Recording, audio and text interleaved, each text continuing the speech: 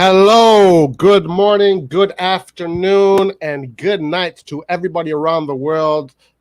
Guys, today we're talking about Milan and Milan only. How is everybody doing? Let's see. We already have some of our friends here with us. Buonasera, Carlo Moretti. How are you doing, sir? Kangu, what's up? My Manchester United buddy. Saif Najjar, how you doing, sir? How's everything going? Youssef, yes, we're talking about Ziyech. I like that. All right, guys. Well, let's get straight into it. I'm not going to waste any time. Today. I'm just going to get straight into it. So first thing I want to talk about is this, all right? Let's actually look at this transfer market, all right? Let's look at this transfer market, and let's really make a very distinct analysis here, a very precise analysis. Every day, the story changes. Whatever was relevant on Monday becomes irrelevant on Tuesday. Whatever was relevant on Tuesday becomes irrelevant on Wednesday. So let's just accept the fact that we will really know what happens in August. In August, we will know what will have happened. In August, we can decide whether or not this was a good session. In August, we will know whether or not Milan will continue to be the Milan that we want it to be.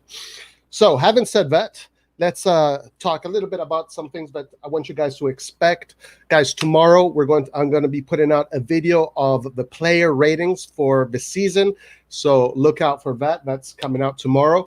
And on Thursday, guys, the focus is going to start to go to the Euros.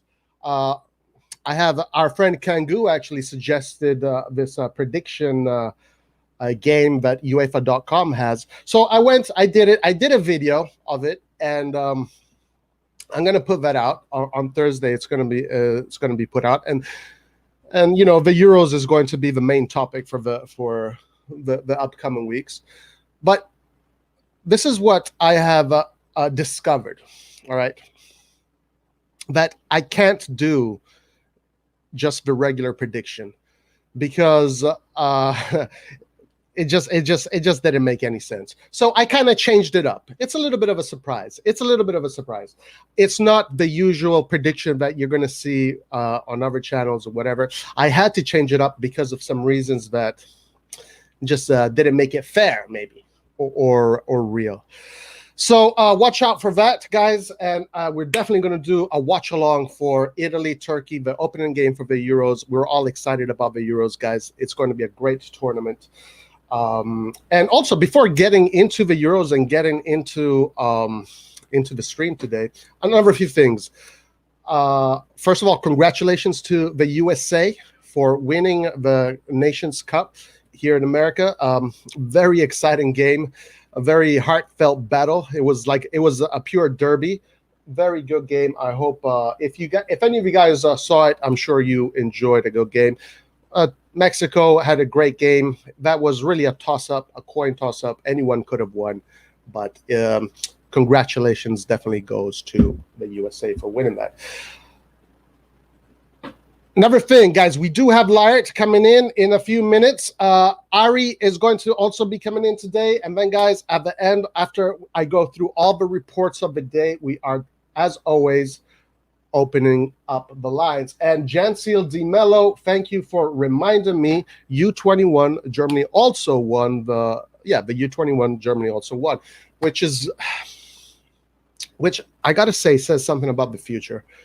Because now we have a situation in which the German under-21 won 2 years ago, then Spain won, then now Germany wins again. Guys, this is a recurring pattern that we always see in the under-21s. You get the winners of the under-21s usually end up going far in the senior tournaments that happen the following years. So we can expect Germany to be very competitive in the following years. Also, I got to say, Portugal, Dalot played in that game. He did a very good job. Dalot getting a lot of praise from some of Milan's most legendary journalists. Leao, unfortunately, apparently had a shitty game. I didn't watch the game, but congratulations to Germany for winning that Cup. Italy was nowhere to be seen. Italy missing in action. Total disgrace by Italy. All right, guys. Having said that, let me just say hello to some of you guys, see what you guys are saying. What is up, Youssef? How you doing? Ciao, Doa, ciao, come stai? Why is it so late? Guys, we don't really have a starting time. Usually this show for now is going to start around between 11:30 Pacific time and 12 Pacific time. But guys, soon in the future, guys, there's going to be a lot of upgrades on this show. I don't know how soon, but we're going to have graphics. We're going to have music. We're going to have a lot of cool things. Just give it time. Be patient right now. Also, I needed to do a lot of updates. As some of you know, my internet is shit and can just come in and out anytime. So if that does happen, I am ready to get straight back in. Let's see what else you guys are saying. One of the big boys is going, watch Italia not win a game. All right, yes, I like it. Banter already about the Euros. A few days ago, I wished for my man Ziyech and talked about his qualities. Yes, guys, we're going to talk about Ziyech. We're going to talk about all of it. All right, let's get right into it, guys. We have a lot to talk about, so let's just get started. All right, first thing I want to talk about, as the thumbnail showed, Gazidis. What? Really? Nah, you're joking, right? Guys, as some of you know, Gazidis had this interview on, I think it was Corriere dello Sport, I'm not sure. But anyway, in this interview, he said some things that are very curious, and I would like to discuss. So, for example, let's put it this way. He put it as if, you know, a lot of Milan successes were because of, you know, him. But we know the reality. So, for example, he spoke about how he was very impressed with Ibra and how impressed that Ibrahimovic, being this person that has such a hard exterior image, he's actually quite very good and personal with all the players, and he can really create a great ambience, a great atmosphere in the locker room. So he said he had a lot of good things to say about Ibra, and he also said that, you know, it wasn't true that he didn't want him, etc., etc. But guys, as far as we know, Gazidis never wanted Ibrahimovic. Gazidis did not want Ibrahimovic, and the reason why we know is because when Boban was fired, Boban sued the club because he was fired illegitimately, pretty much, according to him. There are depositions in the court stating that Gazidis said he did not want Ibra because they were just talking about the dialogue that was going on back then. So very snaky here by Gazidis, kind of taking credit for Ibra when we have literally court depositions saying that he never did have any intention of wanting Ibra. As a matter of fact, even when it comes down to Pioli, he had a lot of good words for Pioli, saying that he was convinced about Pioli and how Pioli seems to have a soft exterior, but is actually quite harsh and hard in the locker room. But again, even when Pioli, he's taking credit for Pioli, but we know that Gazidis did not want Pioli. Actually, Gazidis already had a contract with Rangnick. So what's going on here? Gazidis kind of taking a lot of credit for two key elements of this team that helped him achieve a success he achieved. But we, the Milan fans, the guys that follow, the guys that burrow deep in the Milan universe, we know what the truth is. A lot, Ibrahimovic is because of Maldini and because of Boban. Pioli is because of Maldini. It's not because of Gazidis. Also, guys, you know, we also know that Gazidis did not want older players. Gazidis wanted to keep a very young team, and we know for a fact. And then he said in this interview that he thinks, you know, the best formula is to have a young team with some you know, more experienced players. But we know now either Gattuso and Leonardo are lying or Gazidis are lying. But we know that when Gattuso left Milan, he said that, you know, we can't. This team is unworkable. They only want to focus on youngsters. We can't win with youngsters. We can't go to the Champions League just with youngsters. Gattuso, and that was a direct criticism of Gattuso to Gazidis and his management. Leonardo said the exact same thing.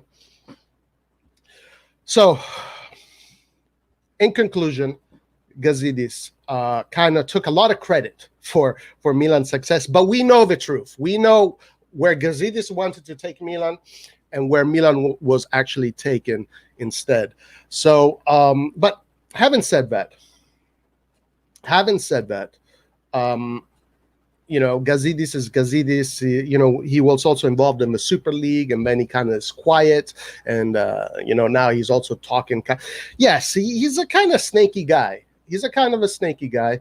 And I didn't like this interview because I thought he kind of took credit for things that we clearly know he wasn't for. His ideas were completely different. But speaking about that, I don't care. All right, whatever. If he has to protect his image, if he has to protect Milan, so be it. I don't care. As long as Milan is winning, and as long as the journalists, the real Milanisti journalists, the people that are following and that are keeping tabs of everything that is being said and reported to the public, like, we know the truth. We know that this is Maldini's operation. This is if Maldini wasn't in the picture, who knows where Milan would be. But he did also have very good words to say about Maldini, which is nice. He said Maldini is on his way to become a top director, a sporting director, which I think looks like as if it is in the books. So there you go. That's the story behind Gazidis. Very interesting interview he did. Also, he revealed certain things, maybe some honey to our ears. The intention is to make Milan a top club. The intention is to keep Milan competing at the highest levels. Now, the problem is, the other clubs that we have to contend with, and let's talk about that, because that is a great segue to the next report that we're going to go with. All right, so that was our story with Gazidis. I'm just going to read a few of your guys' comments, and then we're going to go into the next report. Carlo Morenti says, I've always been dubious of Gazidis. He helped destroy Arsenal. Yeah, I mean, I honestly wasn't very impressed with Arsenal during that period. I didn't think that they were doing... they were getting a lot of praise from the media. Arsenal was like a media darling at the time. I wasn't that impressed with Gazidis.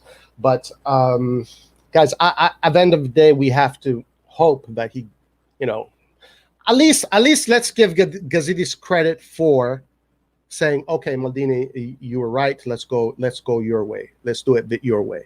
Okay, Pioli should stay. Okay, so let's accept Pioli. Let's give him credit for accepting, other people's ideas. That is something that we can be positive about. But my discussion is more like, in the media, you're kind of painting yourself as this hero when you're really, other people should be taking that credit. Anyway, let's keep on going. Just a few more. Gazidis just wants profit. He wants to develop players and sell them, just like he did with Arsenal. That is a fear that many Milan fans have. I don't know if that can be possible at Milan, because if that happens with Milan, then it's going to be a revolution. We do not want to see any of that. Thank God Maldini is there, because without him, we would become a banter club with Gazidis leading the line. Yeah, man. I freaking, guys, I honestly say, I really think that. Honestly, I really think that. I think that if Maldini wasn't there, we'd kind of still be in the same situation we were before. That's my fear. So if I think that's his real plan, to turn us in a selling club. Well, guys, we're going to talk about that right now, just in a minute. Actually, let's get to that right now. Which is a great segue to Revoir, Gigio. So as far as Gigio goes, it seems that my conspiracy theory was complete bullshit, and he's going to PSG. At least this is what it looks like. PSG is going to be his destination. But this is a very curious destination when it comes to PSG, because we got to be honest about the situation. PSG, if this is true, which really does seem to be true, if this is true, PSG is going to have 3 very good goalkeepers, okay? So they have Navas, who they're paying, 10 million or something like that. They have the other guy, I can't remember his name, Roar or something like that. and he's getting what, something like 3.5 million. And then you have Gigio Donnarumma, who might be coming in getting 12 million. So what is that? 10 plus 12, that's 22, plus 3, that's 25. These guys are spending 25 million for their goalkeepers a year.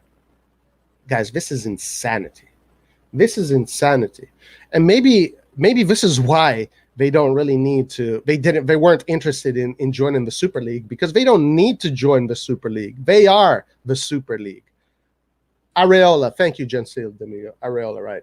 They are the Super League, guys. Imagine if Milan was spending 25 million on players that sit on the bench most of the time. And this brings me to this point, which I brought up last time. How do we compete against this? How do we compete against this? Right now, one of the things that we did learn about Gazidis and all the information that is coming out, and Milan's salary cap is around 4 million plus bonuses. Ibrahimovic is the exception. 4 million.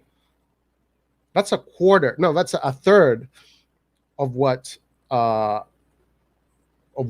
is going to be making at PSG. 4 million. How do we compete when a team comes to Kesai, says, I'm going to give you 15 million. Milan is giving you 4 million plus bonuses, 5 million. Well, I'm going to give you 15 million, and you don't even need to play the whole game, all games. You can play half the season. We'll be happy. It's okay. We got the money. How do we compete against that? Of course, PSG doesn't want to join the Super League. They are the Super League. Guys, I really want to see what all the people that were against the Super League, I want to see what happens if PSG starts just buying all our best players and giving them contract, and then we get lost. We are nowhere to be found. There are teams that already are the Super League.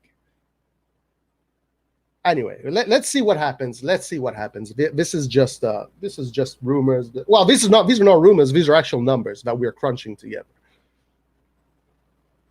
Theo Hernandez, 9 million. They want to give, this is what I heard about Theo Hernandez. They want to give Theo Hernandez 9 million.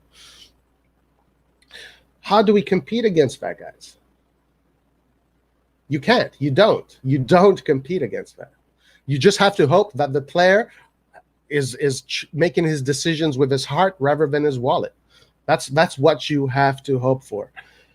Oh, this is quite interesting here. Save. PSG is a failing club. Mbappe and Neymar won't retire there, and the squad is aging. They're all hype. Well, they're all hype, but it's a retirement club. You go to PSG, you retire early, and you still get to compete for the Champions League. You know, guys, money talks. Let's stop this. The heart and tifosi fans and money talks in this planet. Money talks.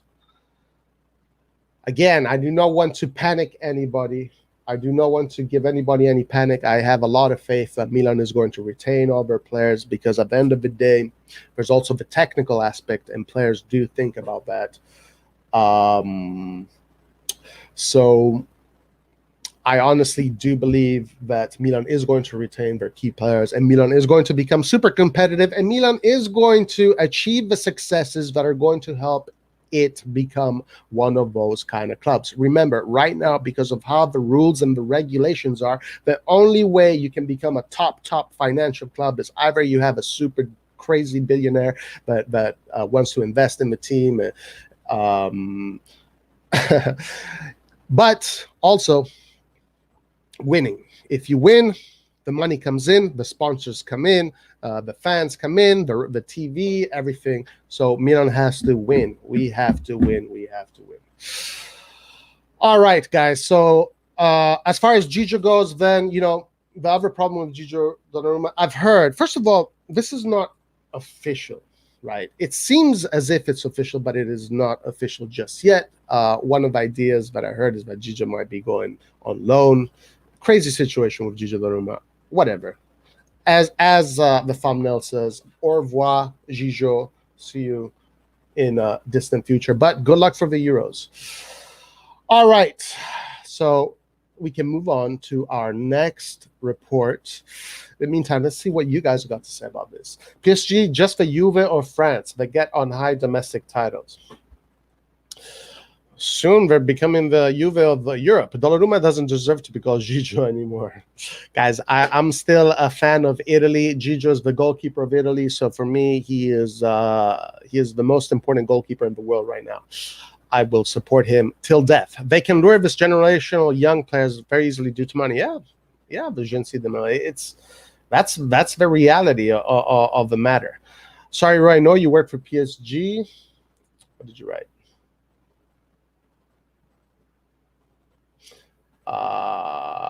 What did you write?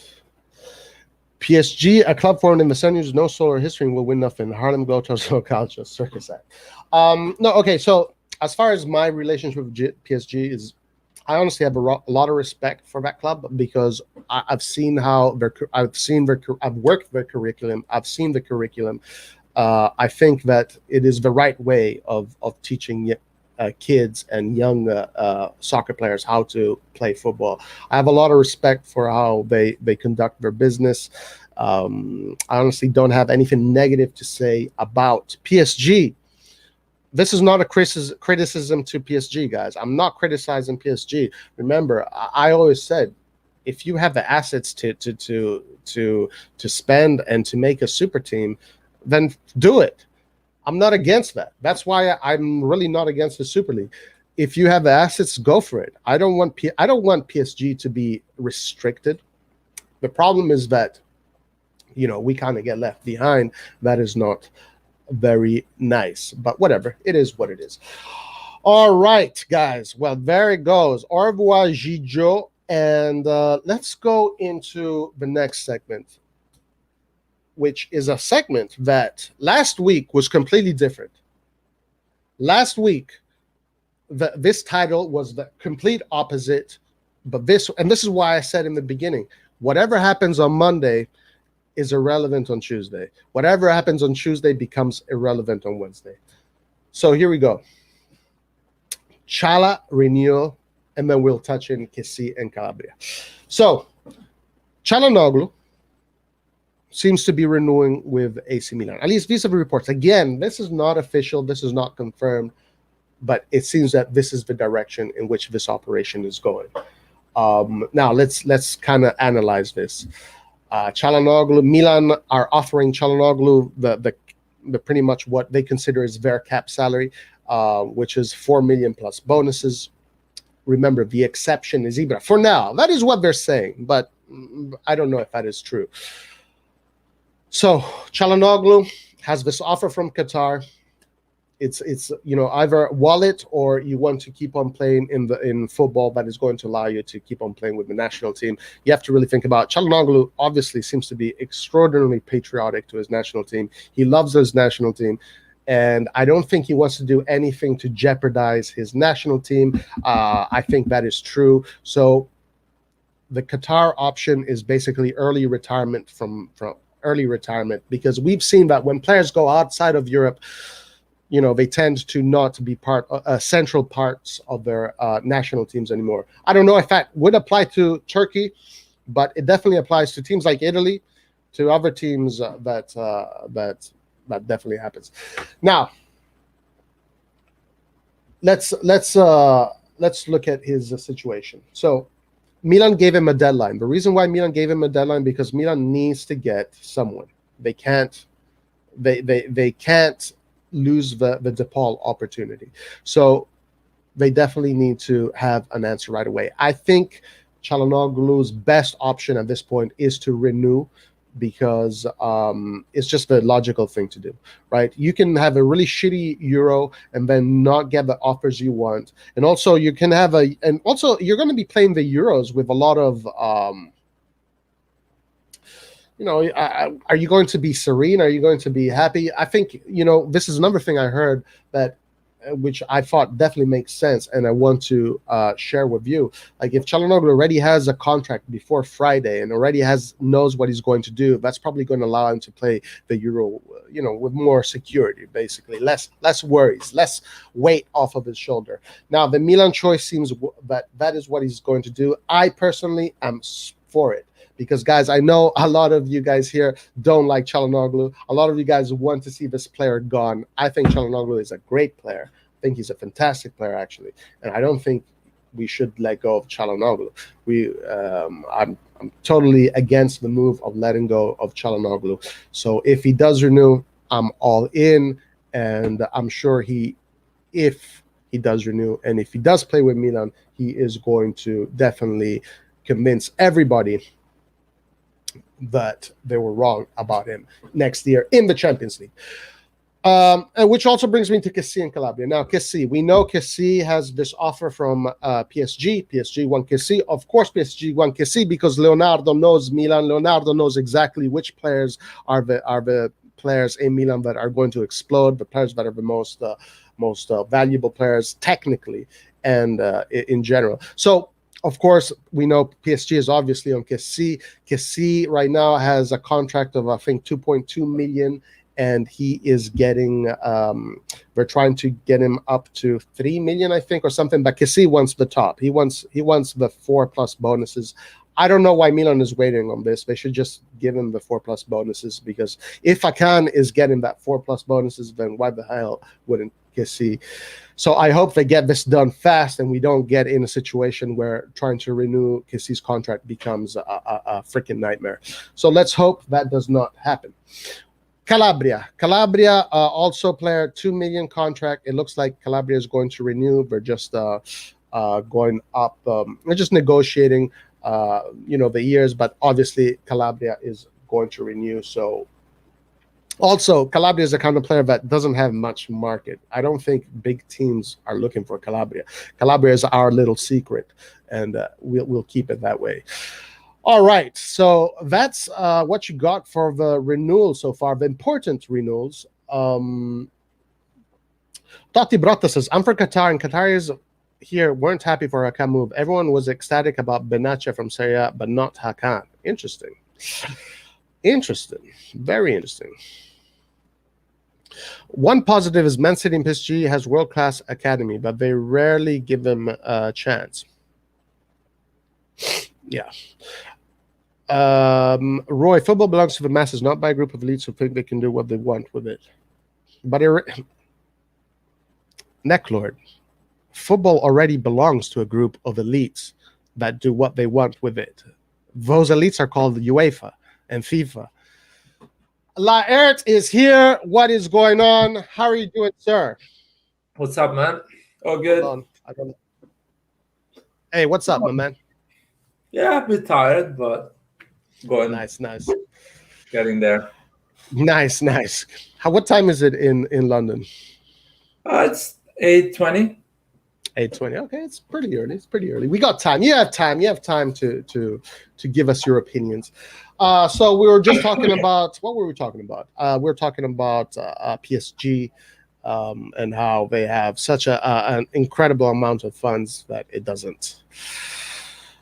It's hard to compete with. Totti Brotta says, I read this, and Laert, we're going to go into the next report, and very interesting. And the next report is actually called Milan shopping in London, and you are in London, so we are definitely going to be talking about that. Personally, Hakan not bad considering the alternative Krunic De Bruyne. Oh yeah, we just spoke about Hakan. I know you are more against. You don't like Hakan. You're completely against Hakan. You want Hakan out of Italy, pretty much. No, I was answering you in Italian almost.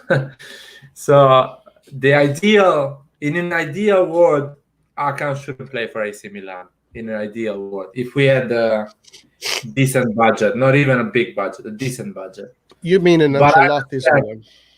Yeah, I understand the brand. The AC Milan brand is not big like used to be before. That you can actually ask for a player and he's going to come over. The Donnarumma situation make me realize that we are not glamorous enough anymore. We are not at that level we were in 2010, 2011. So big players they're not killing themselves to come to AC Milan. So we need to look at the reality and say, okay, I can maybe, yes, if Maldini, Pioli, and all these people say, yeah, it's the right choice, I have to agree. That's my opinion. Yep. That's really what it is. It is what it is, and But I have a lot of faith that Hakan can deliver the goods. All right, let me read a few more of these comments, and then we're going to go into the next segment. Calabria is the definition of a true Milanista. Yes, so Calabria looking to renew soon. Hakan Dino after the Euros just watched. We should reconsider the salary cap since Gigio is gone. I wouldn't mind some big names joining us next after we're in the year. Yeah, that has to happen. That has to happen. Hakan is a very good player, but if you consider Hakan to be the best player of Milan, then we are in trouble. There's no coincidence that he started playing better when Ibrahim. Yeah, Hakan is a player that you put quality around him, he can perform. But that goes for every player. You put quality around Nocerino, and he's going to score 15 goals. You know, yeah, Ibrahimovic is definitely the difference maker there. Everybody saying hello to Laert. How you doing? Hi everyone, guys. Happy to be here, and thank you for following us, by the way. And yeah, buonasera to Carlo Moretti. And yes. He's in Scotland, yeah? Yeah, Carlo's in Scotland. Yeah, how's the weather in Scotland? Here it's sunny. Carlo Moretti, are you looking forward for Scotland, England, or do you even care about that game? I don't care personally.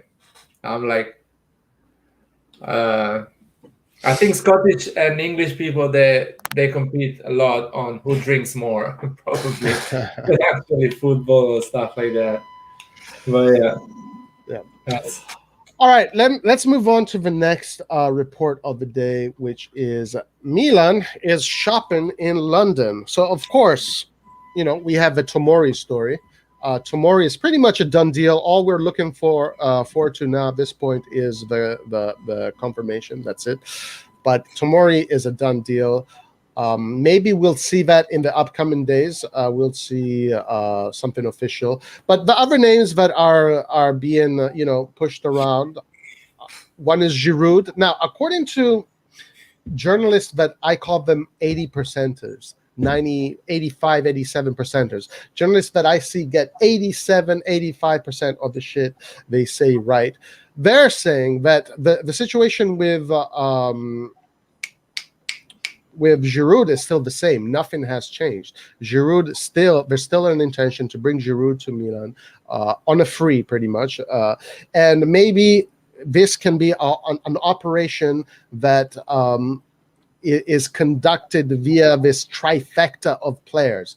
The third player now in the transfer market news is the Moroccan player Ziyech. And that's a good thing that we can talk about, Laert. Now, Ziyech, I'm not sure how to say his name. He's an attacking midfielder, can play on the right and in the middle, I believe. Now, his numbers with Chelsea aren't good. All right, 23 games, less than 5 goals, less than 3 assists. But in those 23 games, he did not play many minutes.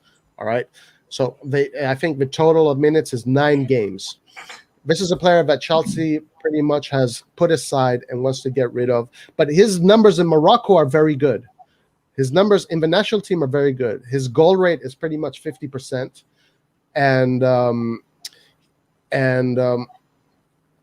in Champions League also his numbers are good. He had a very good season with Ajax, but kind of got lost at Chelsea. Youngster, potential superstar, who knows? What are your opinions?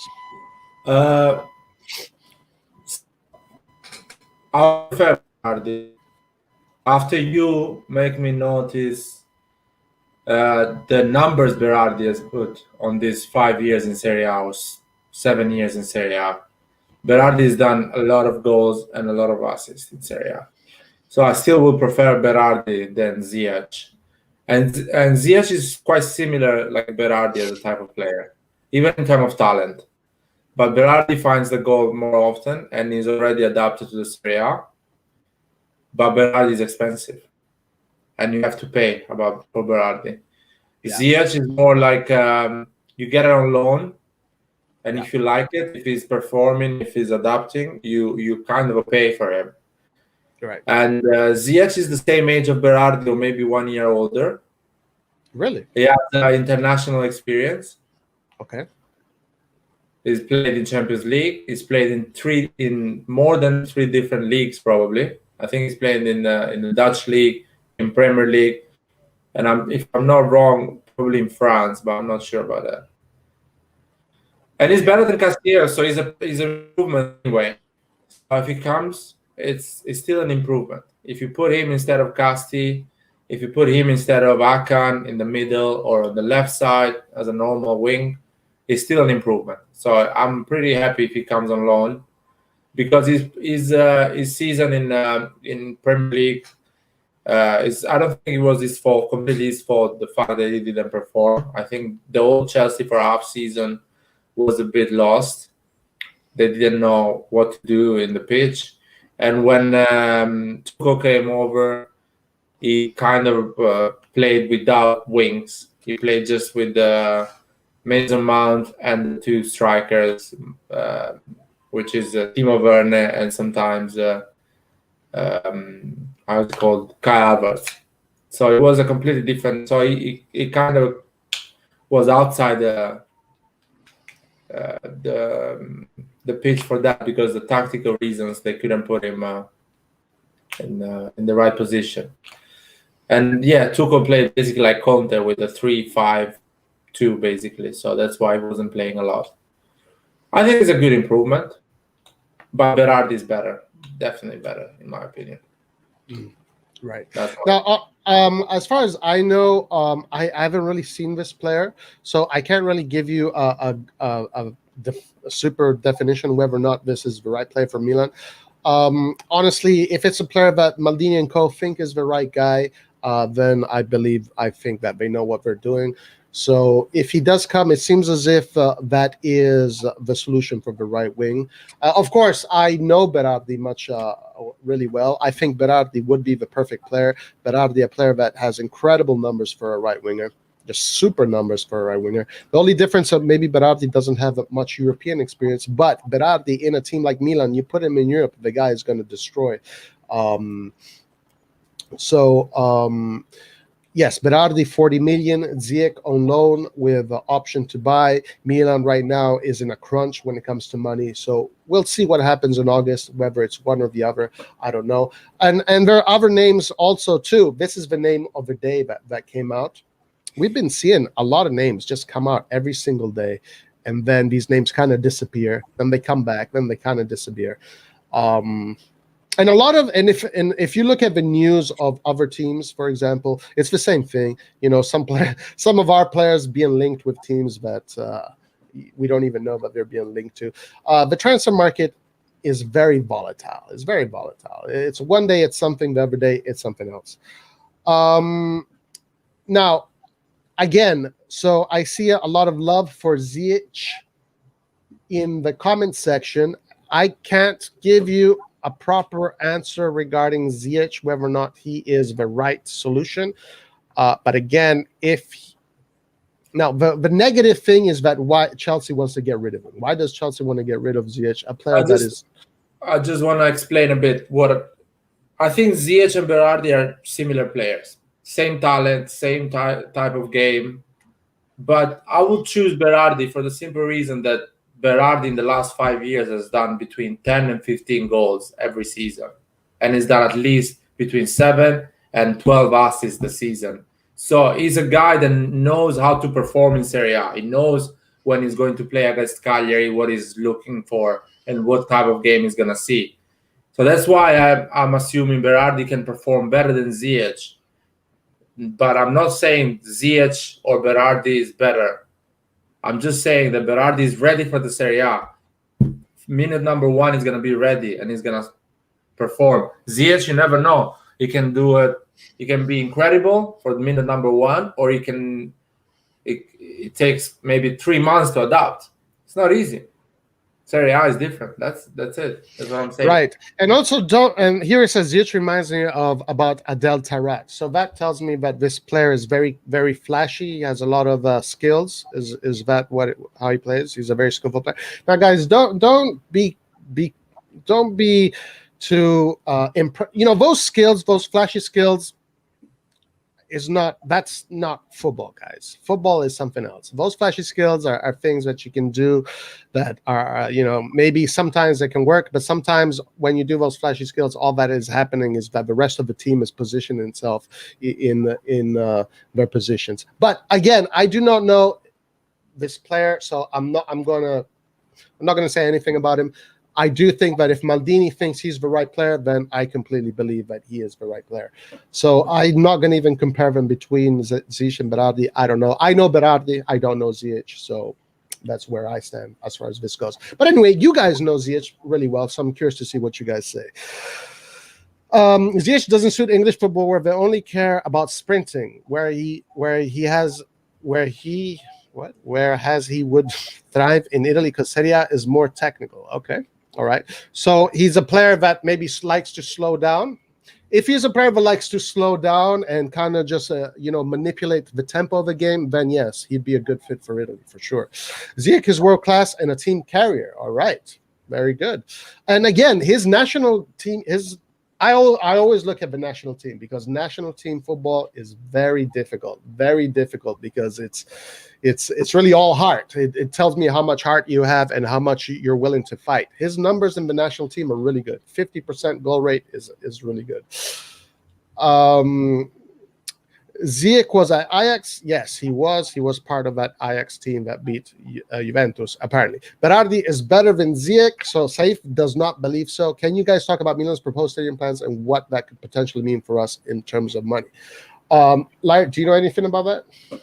Yeah, there's been this proposal for like more than 2 years now about AC Milan and Inter having this new stadium. And now Inter doesn't have the money, so I heard Elliot wants to go by himself and build the stadium for himself, and it's like around €1 million. A few months ago, I heard 600 million. So I don't know how much is it, but it's simple as that. Buying a stadium is like buying a house. You stop paying rent, and you can actually make some money out of it. So if you build a new stadium, you're gonna have everything inside, restaurant, sell alcohol, or shopping mall. Yeah, the mall. It's gonna be your stadium. You can organize event and make money out of it. All the ticket is gonna be 100% yours. So and you can make it more safe and a better environment, and people can consume more. They can buy their shirts. Tourist people that visit Milan can come and visit the stadium, the Champions Leagues, and everything. So you make more money, but in the beginning you're gonna borrow money. You're gonna borrow 600 million, which is it's good because everyone is gonna give you 600 million for a stadium. That's not a problem because they know you're gonna get the money back. You're gonna get the money with the ticket. You're gonna get the money event. So it's not a problem. And it's gonna give value to the club because you have an asset. It's a big asset. So the club from I think the value of AC Milan is 300 million, 400 million, something like that. With a stadium can go up to 700 million, can double. So it's a good thing. It's a good thing, and it's not gonna help us to spend a lot in the transfer market in the beginning. We're gonna still spend normal money. But it's going to help us to become a superpower in Europe as a club. That's for sure. Yeah, for sure. And I mean, look at Juventus, how that turned Juventus when they got their own stadium. Man, they won nine leagues in a row. Yeah. Yes. Italy in general is sleeping on this. They need to get on this right away. Each team needs to build their own stadium. And this is what when I started the stream, I spoke about Gazidis, and he did say this about the stadium. He said that if Serie A is to become competitive like some other nations, the teams need to have their own stadiums. So That's what he said. Okay, a little bit more about Ziyech. Ziyech destroyed Juve and Real Madrid. Okay. For Champions League, G is better, and Calcio Berardi is better. Okay. Same talent. Maybe. What are you drinking so early in the day? It's 8:30 p.m. in London, and I'm not drinking, by the way. And still, Ziyech, yeah, he did great things 2 years ago in Champions League, or 2 years and a half, I don't know. But this year he didn't do a lot. So, well, he definitely was left behind, right? I mean, definitely the coach saw other players that were in front of him. So that is something to think about. Ziyech is slow, doesn't suit PL and the Tuchel system. He's perfect for Serie A and Milan, but his wages are high. And if AFCON takes place in January, that's another point. Well, that's interesting. So that would be if, let's say, Ziyech does come to Milan, then we have 3 potential players that are going to be absent during that period. During Christmas. That means that this Christmas transfer fee would be really focused on covering those 3 positions. Okay. Something to think about. I remember Paquetá tried that flashy shit and lost the ball. Yeah, the flashy shit is good when you know how to do it well. When you know how to do it. Like someone who does it very effectively is Ilicic. Ilicic does it in function of the game. Right? Yeah. When Ilicic does his flashy shit, it's in function of the game and it opens up everything and it's just beautiful football. Some players, like Adel Taradat, for example, was a player that did flashy shit, but it wasn't in function of the game. It was kind of in function of himself. And just which is fine. You know, some players do that and do that really well. But the more impressive shit is, does he do it in function of the team? That's the question. I'm going to find out more about this player so I can have a better opinion on. Ziyech is flashy, but also had great output for Ajax. Well, that Ajax team was really good, and I think I know which player we're talking about. Ziyech is perfect for us, no doubt. Okay, so a lot of people think that he's really good. Carlo Monetti negative about both the players. I can't see us getting either. If our home next season is still shit, then build the stadium right away. Looking forward to Milanello winning streak. All right, guys, let's move on to the next report. So we spoke about Chelsea, about the potential players that are coming from Chelsea, Giroud, Tomori, Ziyech. Let's move on to this interesting anecdote. Ancelotti says, I will leave him to you as regarding Brahim Diaz. So as far as we know, Brahim Diaz wants to continue his adventure with Milan. As far as we know, the agent has expressed to Real Madrid the desire for the player to stay in Milan. And then I have this interesting anecdote that I saw from Mario Suma. Mario Suma is a commentator, AC Milan commentator. He does all the Milan games. He's a Milan journalist. He's a Milan universe, 100%. He said that he's in contact with Carlo Ancelotti. Obviously, Carlo Suma is a person that it was there interviewing Ancelotti, Milan players. So they're all friends, pretty much.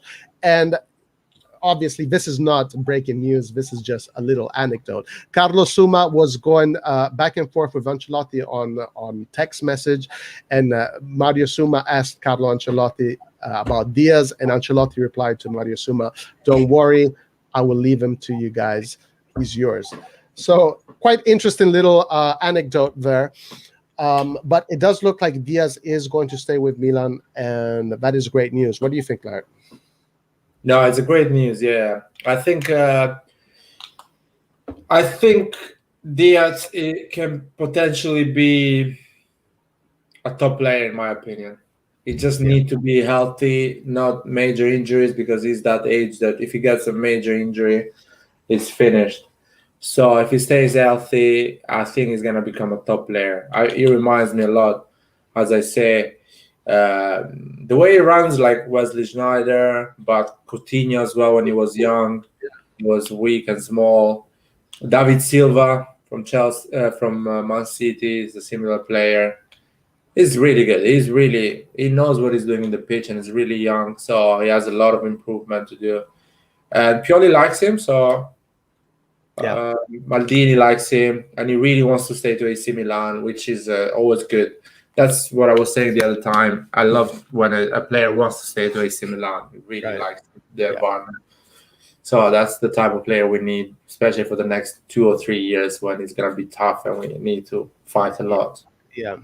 And he's the kind of profile that us Milanisti really like. We love the players that are creative, the players that can create something out of nothing, and players that have attachment to the shirt. And which makes me think maybe Ziyech, going back to Ziyech, is Ziyech similar to Diaz in the way he plays football? Ziyech is skinny and quite. It's not slow. People are saying it's slow, but I think it's quick. And he's the type of game is similar to Berardi. He's a left foot playing on the right, dribbling, coming back on the left and crossing or shooting, creating assists. It's that type of player. It reminds me a lot Berardi or who is the guy who plays with City? Sorry, the Algerian one. Mahrez. Mahrez is that type of player. No, I really like Mahrez. Mahrez is really Mahrez is more talented. Mahrez has more dribbling. Yes, Mahrez would be very good. But he's that type of player. If you want to give him, categorize him, is that type of player. Okay, all right. Another player that also came back in the news regarding that right wing is Icone. Gazzetta dello Sport today was talking about Icone and other potential players. But anyway, going back to Diaz. So, guys, I think we can all be happy in saying that Diaz is going to be another year. And look at this. Lucas on mobile says, guys, I will be writing exams tomorrow. Wish me good luck. Good luck, Lucas. Make sure you study well and you kill it and you get good grades. All right. Good luck, Lucas. And it's going to be fine. No worries. All right. So, Diaz, great news. I don't have anything else to say, but I think we're all happy about that. And now, guys, I think this is going to be the first choice instead of Hakan. It could be. He could take Hakan's place. I mean, if you really think about it, if you look at Salamakers and how Salamakers, like this youngster, kind of just took over that right wing, took the place of players that are more experienced, older, more developed even. Maybe not so developed. Salamakers seems to have already a pretty good physique, good build. It is possible. It is very possible that Diaz might end up stealing a starting spot. You know, I mean, in this last part of the season, he did. But of course, we got to see what the market looks like towards the end. Yeah. Let's see. And I think Brahim Diaz having a pre-season and even Salamaker, Brahim Diaz, these players, if they can get a proper pre-season, train well and get ready for the season, I think they improve even more because physically they're fit and they can achieve a lot. I'm really excited to see them next season, especially in a big scenario like the Champions League. Yeah. Good luck, Lucas. Ziyech is a cam, not a winger.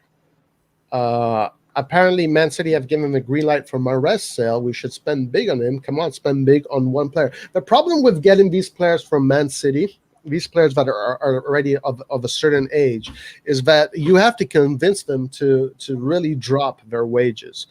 That is a problem that Milan is going to be facing in this stage of Milan's path towards wherever it wants to get. Because I'm pretty sure Mahrez is getting double of what maybe Ibra is getting. I don't know. Correct me if I'm wrong. Yeah, he's getting a lot of money. And try to get Mahrez with PSG around or Bayern Munich or big clubs around. They're going to steal it from us easily. They're going to give him the money he wants and whatever. So it's really hard. Yeah, definitely. So this is something that, guys, I'm telling you, I spoke about this earlier when I spoke about Gigio, about the amount of money. And here, I'm going to just give you a recap. So today I was looking into PSG's possible operation with Donnarumma, and I was listening to what they are going to spend for there are 3 goalkeepers. The total wage salaries of those 3 goalkeepers, if Gigio Donnarumma goes to PSG, is 25 million a year just for 3 goalkeepers. For 2 people that are going to be sitting on the bench the whole season. 25 million. How do we compete against that? So yes, it's going to be very difficult to snatch these players. Zich says, Safe says, Zich is only cam in FIFA, bro. He's class on the wing too. All right, guys, this brings me to my last report. Then we're going to go to comments and just, and I'm going to open up the lines. So the last report is a personal report, which is a criticism to Pioli and to the team. But maybe it's not a criticism. This is my personal rant, guys. All right, Laird, probably you might a little bit agree with me, but Bellotti. But he's so cheap right now, guys. Bellotti is a player that right now is the best time to get this player.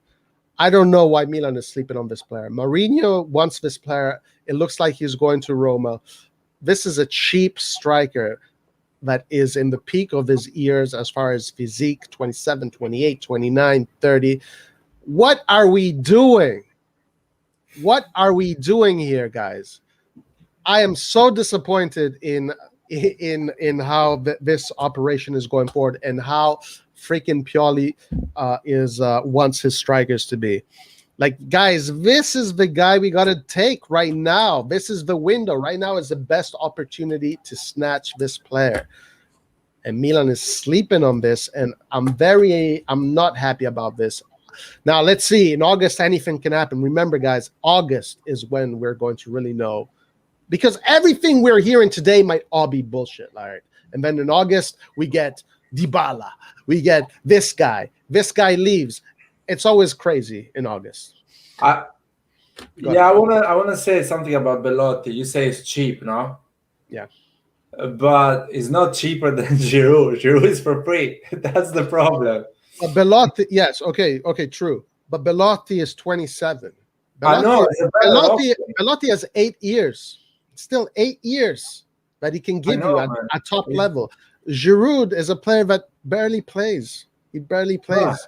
Even if Bellotti has like 6 years or 4 years, it's more than what Giroud has. And Bellotti is better than Giroud because he's already shown how good he is in Serie A. He's done a lot of goals anyway. And I agree with you, but unfortunately, we are not that club that actually can go there and buy a 20 million, 15 million striker. That is insane. We don't have 15 million to buy a striker. We are still talking with Brescia to get a 5 million discount on Tonali. Yeah. We are in big trouble, man. We are in big trouble. I think Serie A in general, all the clubs in Serie A are in big trouble. So I know why you're upset, and you're right. It's crazy that we should be rich now and buy everything, but we're not. Yeah. We lost 7 years of our history playing bad decision after bad decision. Bad decision after bad decision. 200 million. What was it we spent in a few years ago? We spent 40 million for Bonucci. That is crazy. 40 million for a defender, for a goalkeeper. It's crazy. In my opinion, it's crazy. In a situation we were in a situation that we were struggling on doing goals, on winning games, and we buy a defender for 40 million. That is crazy. That was an inside job. I believe they got fucking money from Juventus to get that deal done. Who was working for AC Milan? They got fucking some money in their bank account in Switzerland to buy because it's crazy. But we have the money. Yeah. Wow. By the way, just a little. The reason why I said Bellotti is because Italy had. Also, because someone mentioned it in the comments of the video, guys, please check out the video that Laird and I did yesterday about Çalhanoğlu. Comment, like. Really want to know what your opinions are on that. But there was also some another a subscriber that wrote about Bellotti, and he reminded me about Bellotti, and he was telling me, how much Roma can spend on Bellotti. And then I saw Bellotti in training with Italy, and he does this amazing Chilena kick, and it looks so perfect. It looks so beautiful. This guy is such a great player. I don't know. I really hope that Milan get their shit together by the end of this calciomercato, and we can really become the team that we want it to be. All right, let's read some comments. Let's see. I feel like PSG betrayed Navas with that Gigio signing. Hope he doesn't start at PSG, at least until Navas is gone. Yeah, that's crazy. Navas and Gigio Donnarumma. Hakan is much better defensively than Diaz. I'm disappointed that we're letting Bellotti leave for Roma. Is perfect for us, and he's not expensive, both transfer fee and salary. Why are we pursuing a 35-year-old Giroud? Totti Brotti says, Bellotti is a small club player. I'd rather Giroud. Well, you don't know if you don't know if Bellotti is a small club player, because we got to see what he does in a big club. What if he is good for big clubs? Jose Mourinho wants Bellotti, Kaká, and possibly Gigio. Oh yeah, I heard Gigio might be going to Roma. That's crazy. Yeah. Is there open lines today? Yes, there is. I fear we're going to have shitty mercato. I hope I'm wrong. I think it's going to be good in the end. Sadly, Laird is right. Yeah, go ahead. I was saying that Gazidis did this interview, and he said that the transfer market is going to be unusual and different from we are get used to in the previous years, So I feel like, seriously, no one is going to buy any player. No one is going to really spend serious money this summer. And when I say no one, even Manchester City, probably, if they're going to spend money, they're going to buy someone for 50, 60 million. Nothing crazy like 100 or 150 million. I don't think that any club is going to do this big buy. Some people say Sancho is going to Manchester United. I'm not sure. I'm still not sure, because there is a lot of question marks in the overall economy in the world. There is a lot of questions. For example, going back to COVID, talking about the COVID situation, everyone is getting vaccinated now in the Western society anyway. And we still don't know if the vaccine is actually effective. We are going to know that in October, November, December. If we're having another wave, stadiums are going to be empty again. People are not spending money. People are going to lose jobs. So no one is going to risk a 100 million acquisition. Maybe someone is going to do that, but the other clubs, they're going just to wait for Real Madrid, for Barcelona, for PSG. They need to get rid of some players, and we're gonna go get them on loan or something like that. So I see a market more like this situation. Yeah, small clubs like Udinese, Torino are going to lower their price because they need as well cash. Yeah. So I think AC Milan is waiting. It's gonna wait until the last month. Yeah. Yeah, that's my opinion. 100% for sure, guys. This is going to be the longest summer in the world, because if we the moment of that is going to show us what the future brings is going to be probably the last 2 weeks of August. That's when we're going to see everything happen. Yeah, I agree with you there. Hagway is on sale, 10 to 15 million. So Hagway, huh? Well. Totti Brotta says, apparently in 2012-13, Berlusconi rejected an offer from the Emir of Qatar for the club before they went and bought PSG. Ooh, man. Damn. Ooh, wow. That would have been nice. We could have been the biggest club in the world a year or so later, sold to Chinese. If that is true, that's a really missed opportunity, huh?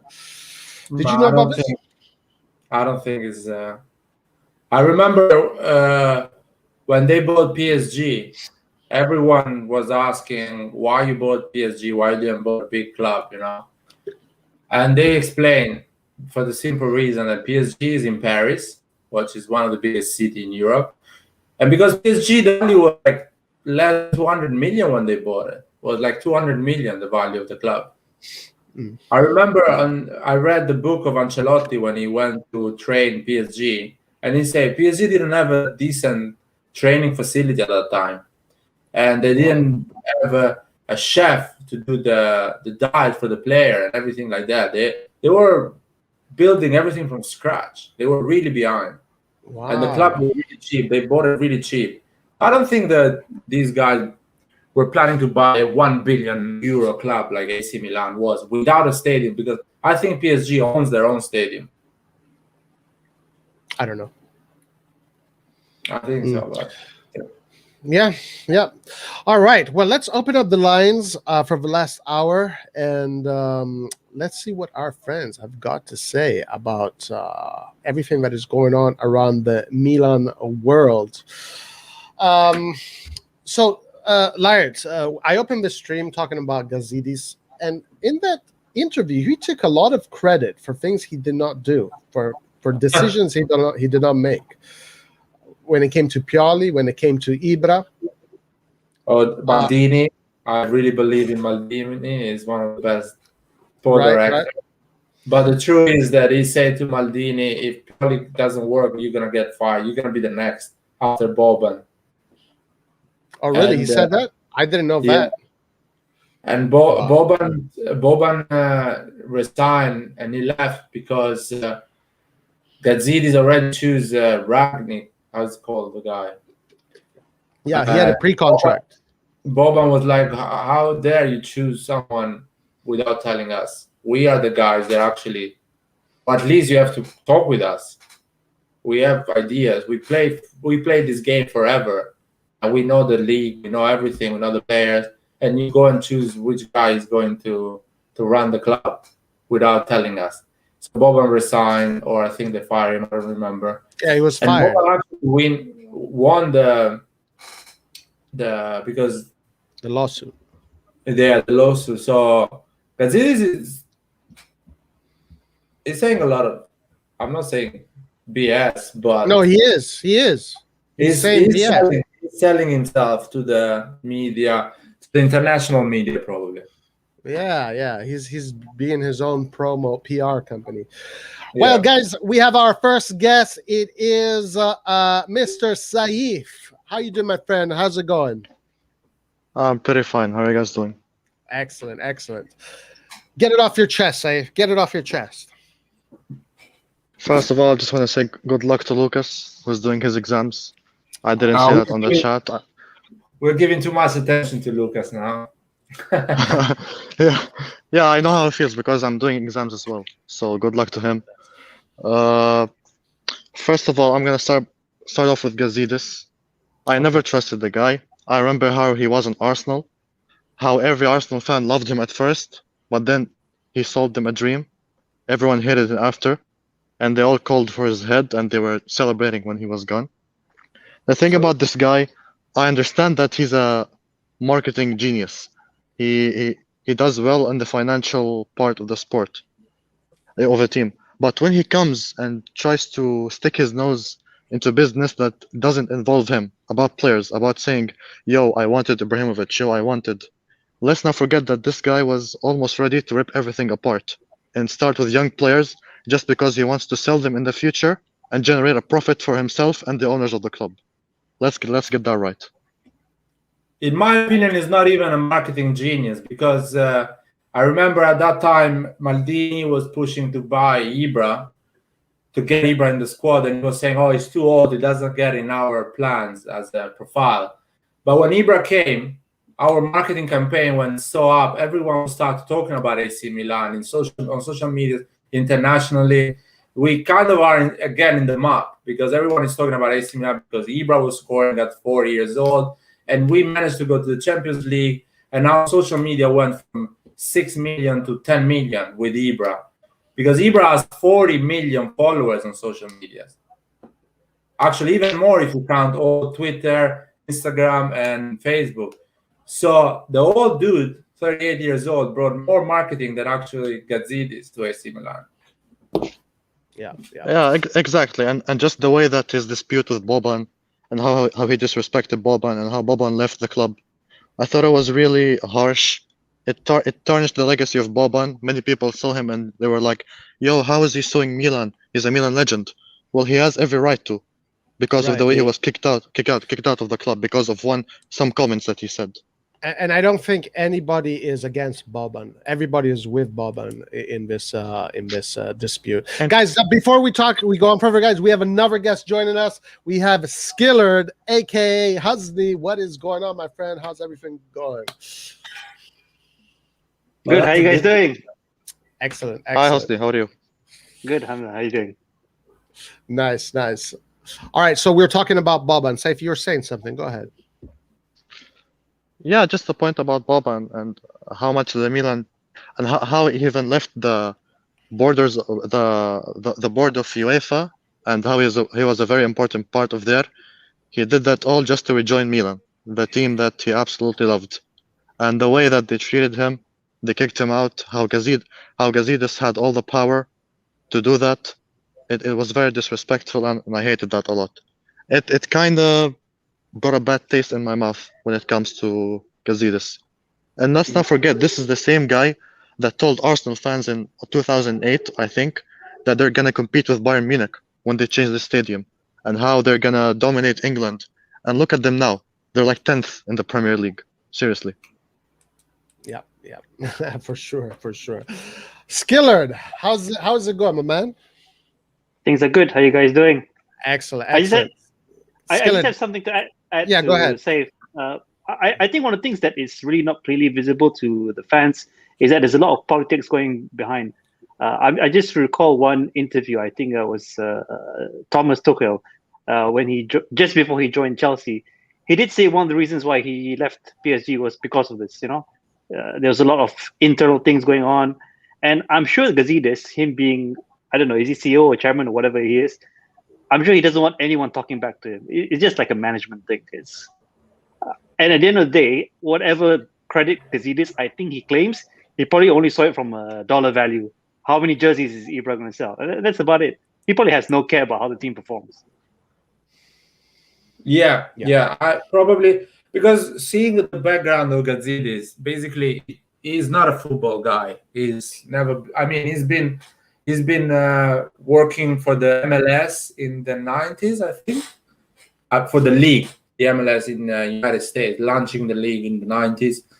And has been always around the football, but more in like a strategic way, leagues and organizations and stuff like that.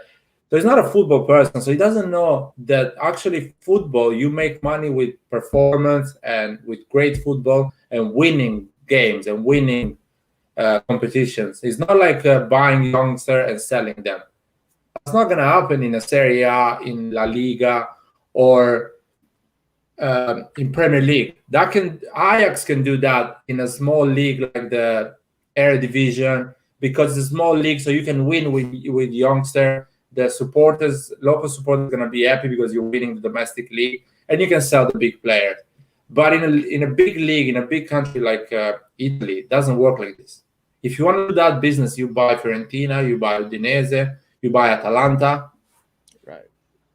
If you want to sell players from AC Milan to another club, you have to win big things, because people are going to say, oh, that player is good because they won the Serie A. Not because they won 4. No one is going to buy a player because we finished top 4, top 5, even if he's younger, or they're going to pay you a little amount of money. But if you go in Champions League and if you win leagues, people are going to come and buy Hakimi for 60, 70 million, Lukaku for 100 million. You have to win to sell it more. And they realize that after 3 years, finally. That's it. Yeah. A lot of people have this fear of Gazidis going that route. It'll be unacceptable. It won't happen. It won't happen because of the reasons that Lart said, and also because we would just go crazy and the fans would just turn on Milan really fast. Skillard, so a lot of things have happened since last time we saw you. What are your opinions on what is going on right now in the Milan universe? I think we are on the upward trend. It's just that the expectations sometimes can overshoot where we actually are. I mean, we just made it back into the Champions League, and so many names have been thrown around. And definitely, you have a point. I completely agree with you. Is that the actions that are currently ongoing really reflects about still what is the state of the club. We're not how we were before 2011. We're definitely nowhere close, but we're getting there. So it's going to be those baby steps. So I know that names like Ziyech and other names are probably going to pop up throughout the whole transfer window. It's just not realistic that we're even going to spend, I think, more than 30 million. Because look at how we're treating the case of Tonali. Come on, we're absolutely lowballing Brescia at this stage. I mean, who's going to want to make a deal with Milan if you say, okay, I agree, deal with you. Then just before we're about to sign or right after we sign, hey, can you just give me a lower price? It just reflects so badly on us as a team. But that being said, I understand that at least we're trying to make the effort considering the pressure. Because it would just be even more horrible if we just gave up and said, okay, we just can't afford Tonali and we just give up on him. Because Tonali, I still believe in him. I still believe in his talent. And we definitely need to have that strong, you could say, roots that are coming up from our, not our starting lineup, but you could say close to our starting lineup to say, we're going to give these guys minutes, we're going to grow them. But at the same time, and I think this comes back a bit to Pioli, he really has to give them minutes next season. I just can't stand that we're going to bench them and for whatever reason, not going to see them play him, Hauger, Gabia. We have so much talent.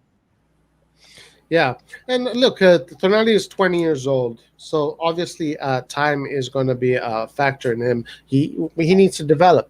Now, from what I'm reading, what I'm researching, it seems as if Milan wants to keep Tonali, and they still have a lot of faith in this player. It seems as if a part of this exchange, a part of this bringing down the cost of Tonali is going to be with an exchange of these players. Milan has had a lot of players out on loan. I know, for example, Brescianini, today I read, is going to Monza.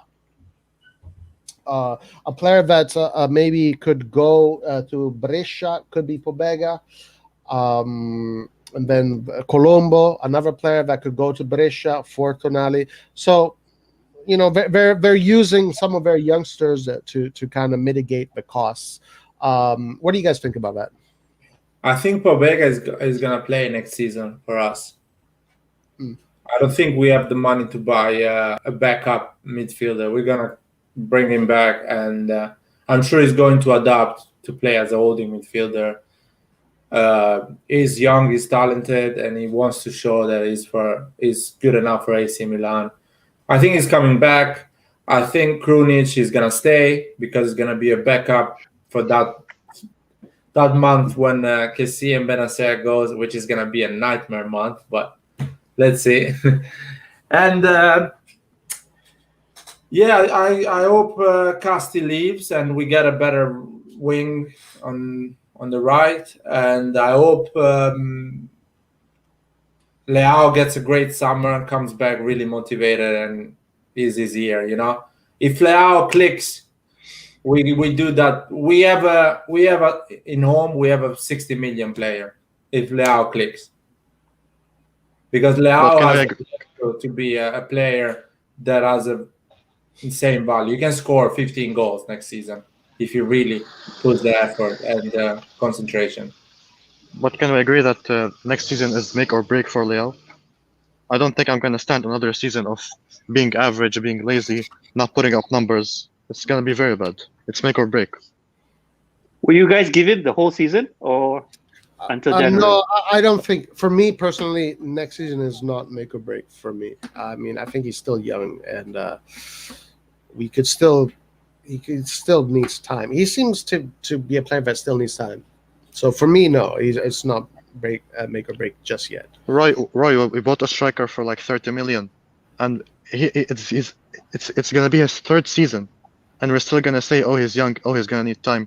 At some point, he's gonna have to click. He's gonna have to carry the team. Yeah. Well, what is he? 22, but next year he'll be 22. Yeah.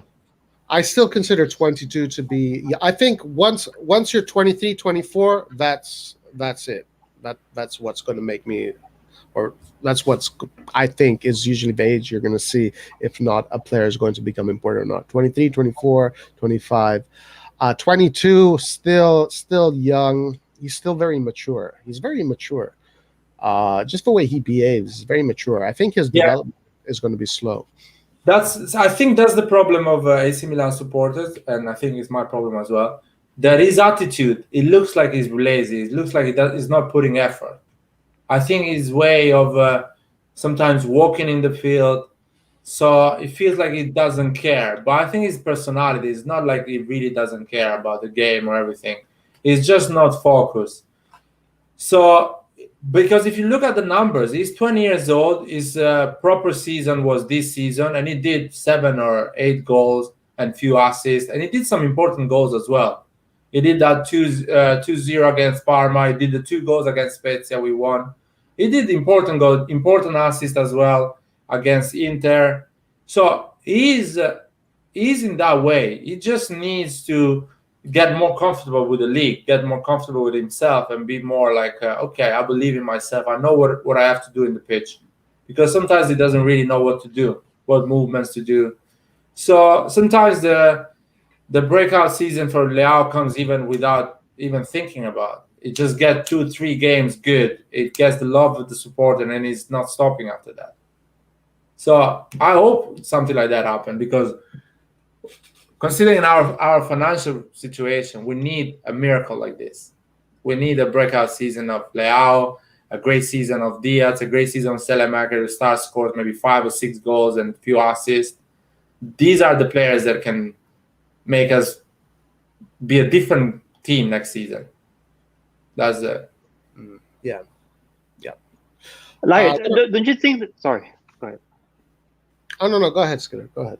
Yeah, like, don't you think that in terms of Leao, you're right. He did have a good performance in the first half of the season, but when Rebic came back, when Zlatan came back, I think you could say maybe the environment wasn't right for him to continue his good run of form. And with a player like that, if he doesn't get the minutes or he spends a bit too much time on the bench, maybe it's a bit difficult to get back into. I know I'm making an excuse for him, but I'm just trying to look at it from another way to say that, okay, there may be other reasons why he's underperforming. I think he's underperforming because he's young and he's inconsistent. That's it. And young people, when they play football, the only way they get consistency is with enthusiasm. You know, when you're doing everything right for a few games and you get that level and you never stop and you go for a long run, that's the way you break through that situation. Is that way even for an experienced player? Sometimes the striker is not scoring for a few games and he's struggling and he's trying to find the way to get back on track. Leao is the same. I think if he gets on track, he's not going to stop. But he needs to get, and hopefully he's going to get. Then may I ask, on that logic, why the hell do we banter Niang so much when he also broke out, when we also consider him the next big thing? But at 22 and 23, we gave up on him. Why is Leao so much different than him? Well, Leao to me seems a better football player than Niang in general. The thing about Niang and Leao, honestly, this is my personal opinion, and I don't want to be facetious. I don't want to come across as arrogant. When I saw Niang, I thought right away he was trash, to be honest with you. A lot of players... I would disagree. In many games, he carried us, he scored great goals. He was talented.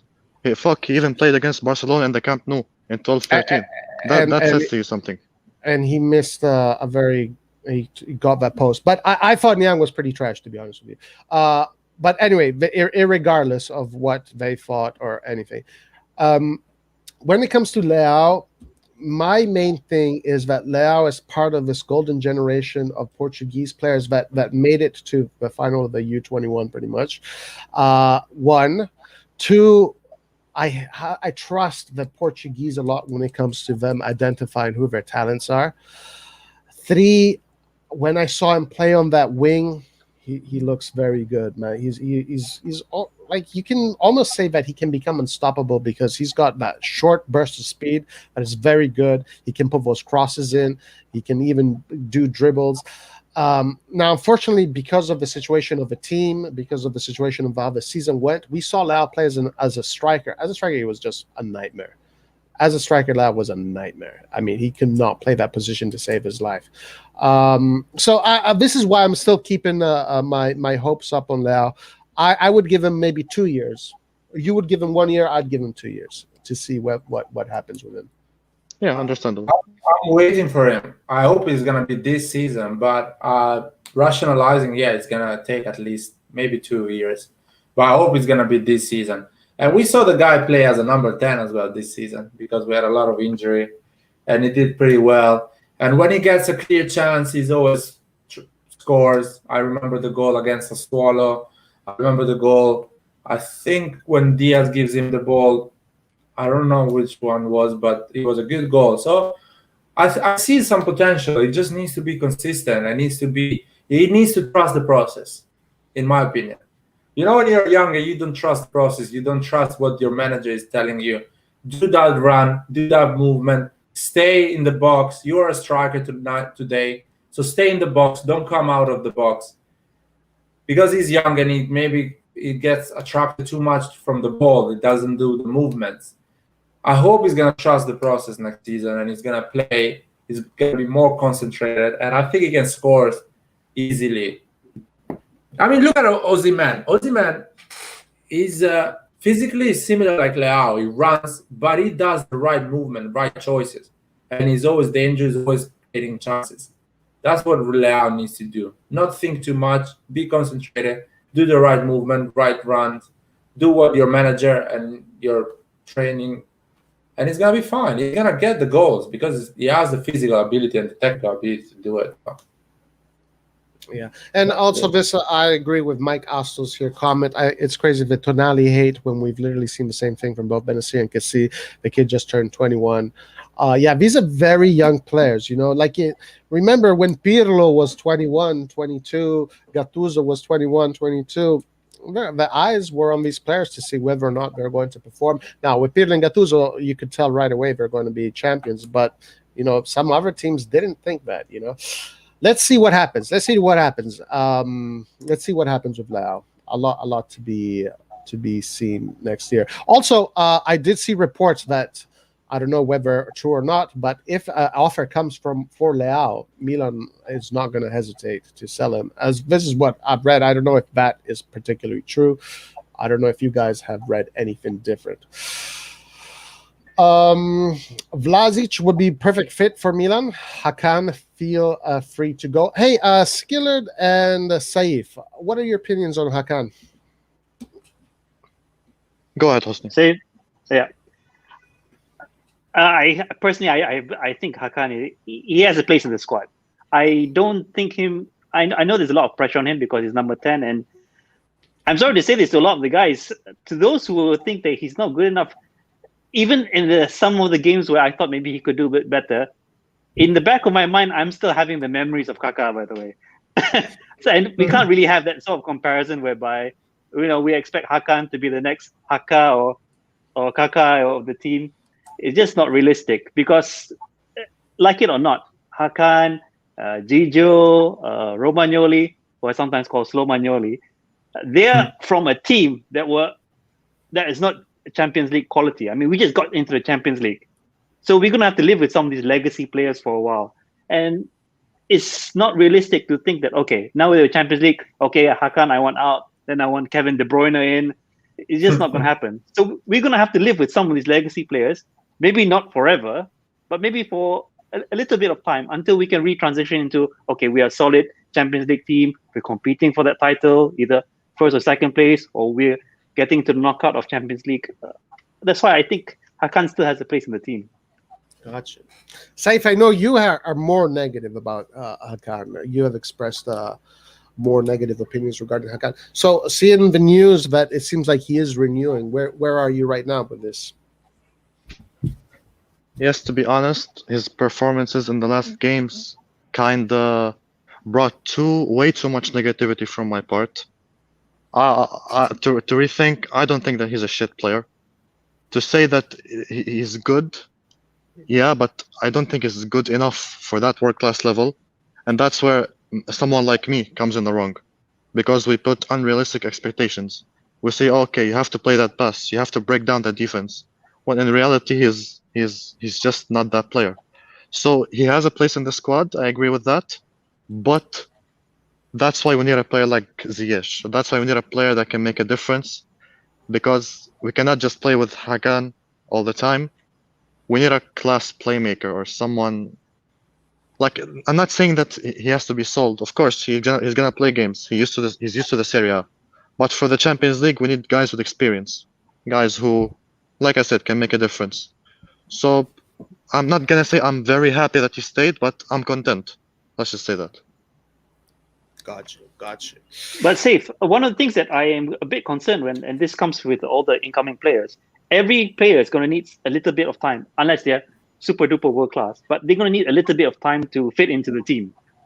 So that is why I think there's going to be a lot of expectations, and it might not be a pleasant experience for players. Said, okay, I just joined Milan. We're playing the next few games in Champions League group stage. Everyone's expecting me to score 2 or 3 goals per game. It's going to be difficult, I think.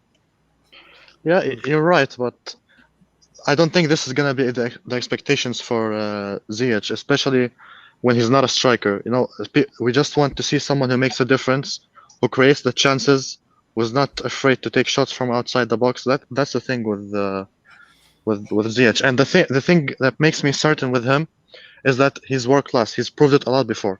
He carried Ajax with De Jong to the Champions League semi-final. Saif, I want to talk with you about Ziyech in just a moment because I think this is a player that you know better than anybody here. So I'm really curious to hear what your opinions are about Ziyech. But before going into that, I want us to comment this. I want us to respond to this comment because this is a very interesting comment. Christian Pazmino, well, maybe you can say breaking news. I don't know. The player Amin Ali agreed personal terms with Milan, but still short of the club asking price of 10 million, where Milan is offering 8 million. What do you guys think about this player? Who wants to go first? I can go first. I've seen some clips of him on YouTube, of course. So it's not a reliable source. I mean, you see the best of a player. You don't see how actually he's behaving during the game. If you see clips from Leao, you think it's going to be the next Mbappe. But we're still waiting for that. So, but he's a talented player. He's a talented player, and he has those physical ability to. He's a fast. He's a nice left foot, and he's young, so you can work on him. You can improve tactically, and for our situation, is kind of a gamble, but is a gamble that is more 70-30. So 70% can go well because you get him for 8 million, let's say. If he does a decent season in Serie A, you can sell him for 15 million. So even if you're not happy with him, you can sell him for 15 million. He can, and I feel like he can be better than Casti. In 2-3 years, he can improve and can be better than Casti or better than Krunic. And he's a young player, so you're going to give him a $500,000 contract. So he's not going to earn 3-4 million a year. And if he's focused, maybe he can be a top player. So it's a great move for me. But that means, but he needs to play, the young player, so he needs to play. So I will see him and Diaz changing and playing together, or when Diaz is not playing, he plays. I don't see him staying in the bench like Albert for the entire season. No reason to pay 8 million for a guy who's going to stay in the bench the entire season. Skillard, what do you think about this player? Yeah, I think Larry summed it up. And the last point that he made is especially important because it applies to all the young players that we're looking at. Where are we going to play them? I mean, if you talk about the league game in the beginning, we're going to have to build up consistency from the get-go. So we're probably going to feel our best 11. Then when it comes to the Champions League, we're not going to throw that away. So we're probably going to try to get as much of the same best 11. So when are we going to play all these players? In the Coppa Italia? When will that start then? So are we going to see a whole team B in the Coppa Italia? these decisions has to be sorted out by the management. If you're up to me, I want the Coppa Italia to be exclusively all our young players. I don't want to see any of our top first 11, our top players, because everyone needs minutes at this point. And this is why a lot of the fans' opinion comes in that, oh, it's not unfair. We need to see more of this guy. You won't see his potential unless you see him play, and he won't play unless he gets minutes. And I don't want to see purely do what he did a lot of last season, 80th minute and bringing on players. This is not giving them any opportunity to shine. Gotcha. Yeah, good points. What about you, Saif?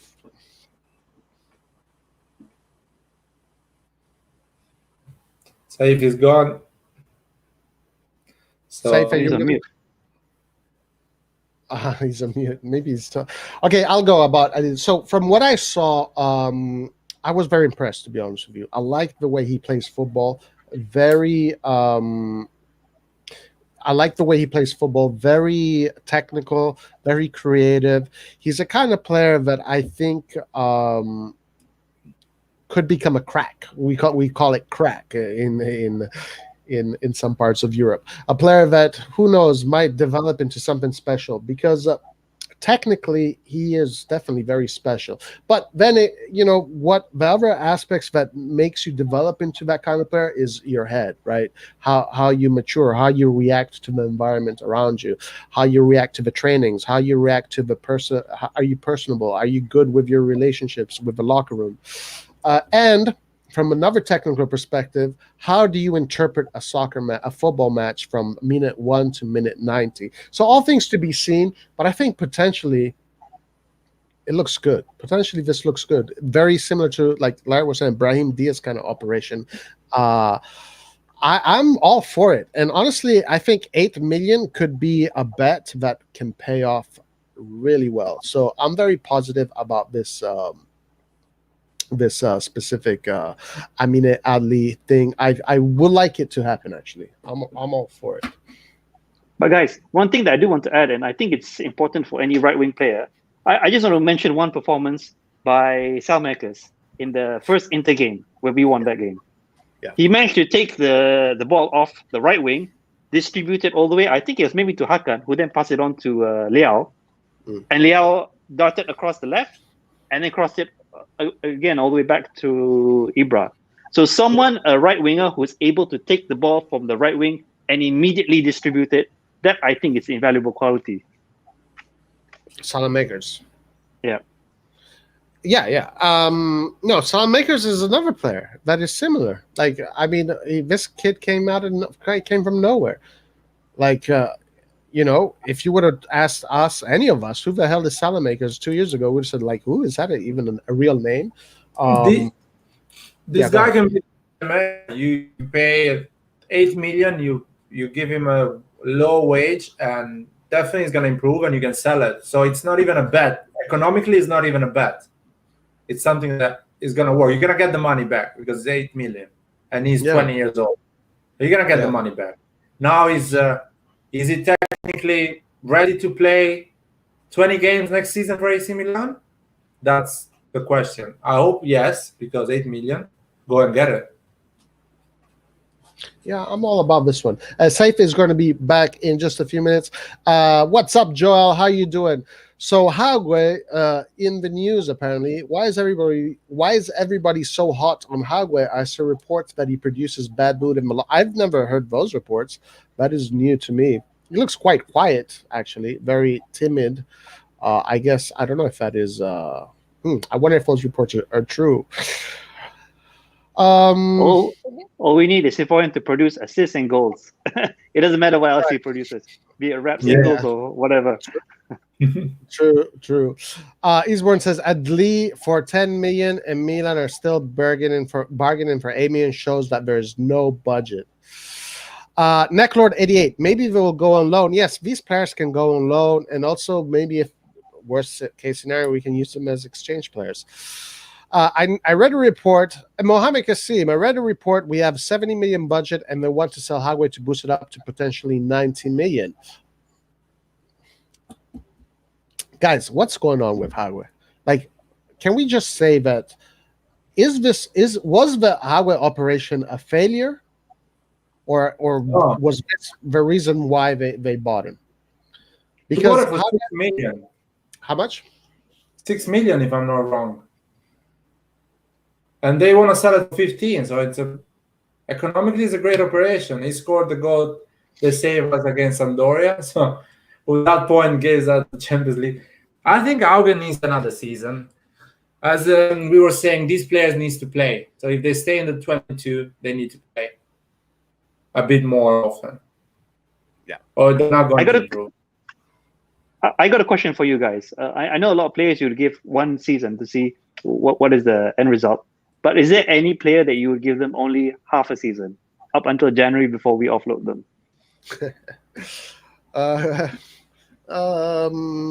Other than Krunic? Honestly, currently, right now, no. I can't think of any players. No, half a season is doesn't really tell me anything. You know what I want? I don't want if Romagnoli doesn't sign a contract this summer, I want Romagnoli to be in the bench the whole season, not playing 1 game, 1 minute. This is just nastiness. That's something I want for AC Milan. And if they ask, it's just a technical reason why he's not playing. Lart, that kind of shit brings bad karma, man. No, man. That's another game that Raiola is doing with us. And if he wants to do that game, Romagnoli is staying in the bench the whole season. He misses the World Cup, and he blames Raiola for that. If he wants to play the 3 million a year, and he's back again, he can play with Tomori, with Kier, he can do whatever he wants. If he doesn't want to sign, get a club, bring 20 million to AC Milan. Because I see Raiola is good at this job. He can find 12 million a year for Donnarumma. I'm sure he can find 20 million for Romagnoli to bring to AC Milan if he wants Romagnoli to play next season. That'll be a nice little sum of a nice And little I bag hope of cash. they're doing that. But Light, if you want to be even harsher, you could leave him out of the squad entirely, not even put him on the bench. No, we have no. enough defenders, I think. No, you don't leave it outside the squad because you never know. People get injured and you have to play him for real. And technically, if Pioli is making the decision, Raiola cannot get upset with Maldini and Gazidis. So he cannot go there and say, I'm not doing business with you anymore. Maldini is going to say, I'm sorry, it's Pioli deciding. Pioli doesn't see him, so that's it. So it's not my fault Pioli doesn't want to play him because Tomori is better, or Gabbia is a young profile and is doing well. So that's the thing. But I don't want him to play if he doesn't sign a contract. Not a game. That's for sure. I prefer to lose a game than play Romagnoli. Today, the Gazzetta dello Sport wrote that the renewal for Romagnoli is in the talks. The thing about it, Romagnoli is asking for quite a lot. Romagnoli is already at 3.5 million, and right now the apparent cap for AC Milan is 4 million. Plus bonuses, etc. So he's already up there. We'll see what happens with Romagnoli. I'm not so dark about it, Laird. I honestly, I want Romagnoli to do well. If he stays with Milan, I want him to play. I want him to become an integral team when we need him. But if he goes, I like that idea. We can get 20 million out of him. If you don't do this, Raiola is gonna keep doing this game with us, and every other manager, every other agent is gonna do, like the agent of Çalhanoğlu is gonna do this game forever because they say these guys, they're never spine. They're gonna play our players even if they don't renew. So fuck it, we do with this guy. We get the money we want. You need to show them that we are stronger than the agents and the players. So you sign now. You're not playing the entire season. You lose the last World Cup you can play. You lose that. Yeah. And show me now, it's more important 6 million a year or 4 playing the World Cup or not playing the World Cup. Because he lost the Euros because he didn't play. and he's gonna lose the World Cup. And I want to punish him if he doesn't sign a contract this summer. And I want to punish Raiola and everyone that actually plays against the interests of AC Milan, because this is playing against the interests of AC Milan. Yeah, I mean, I don't look at it that way. And the reason why I don't look at it that way is because for me, Romagnoli, not only he's an AC Milan player, but he's a potentially Italy player for the national team. I want Romagnoli to be super successful. I want him to play. I want him to be in a team where he can become an integral part and then hopefully do well for the national team.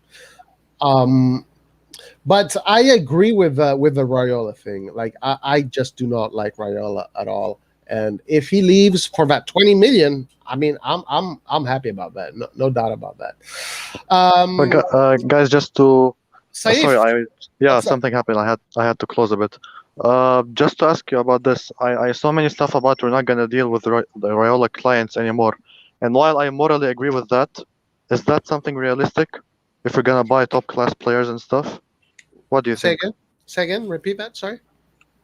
Is that realistic that we're not gonna deal with any Raiola clients, any players that are owned by Raiola? No, we can deal with the Raiola players. Raiola needs to understand how AC Milan behaves. If you don't sign a contract 1 year before, that's what's going to happen to your player. You should know that. Next time your player wants to come and play for AC Milan, you know that if you don't sign a contract 1 year before it expires, you're not playing the next season. That's like a policy, internal policy for a player. That's it. It's simple as that. Okay, where I stand on the Raiola thing is, yes, with the Donnarumma thing, it angers me, and it is true. I don't like Raiola, but I kind of forget it. I don't really hold grudges on people, to be honest with you, nor with Raiola. If in the future something can potentially happen with Raiola where we get one of his players that can drastically improve the team, whatever. It is what it is. Guys, I have a quick question. Does anyone know if PSG signed Gigio's brother? Or they conveniently forgot about him? Well, they gave him enough money, man. They gave him 12 million. I think he's gonna move some to the brother for Christmas. Okay. Give him a check for Christmas. Christian Pasmino says, what do you guys think about Sambi Lokonga for a new central midfield? I do not know this player, but also now that you're back, Saif, I want you to talk about Zech, because you have a lot to say about this player.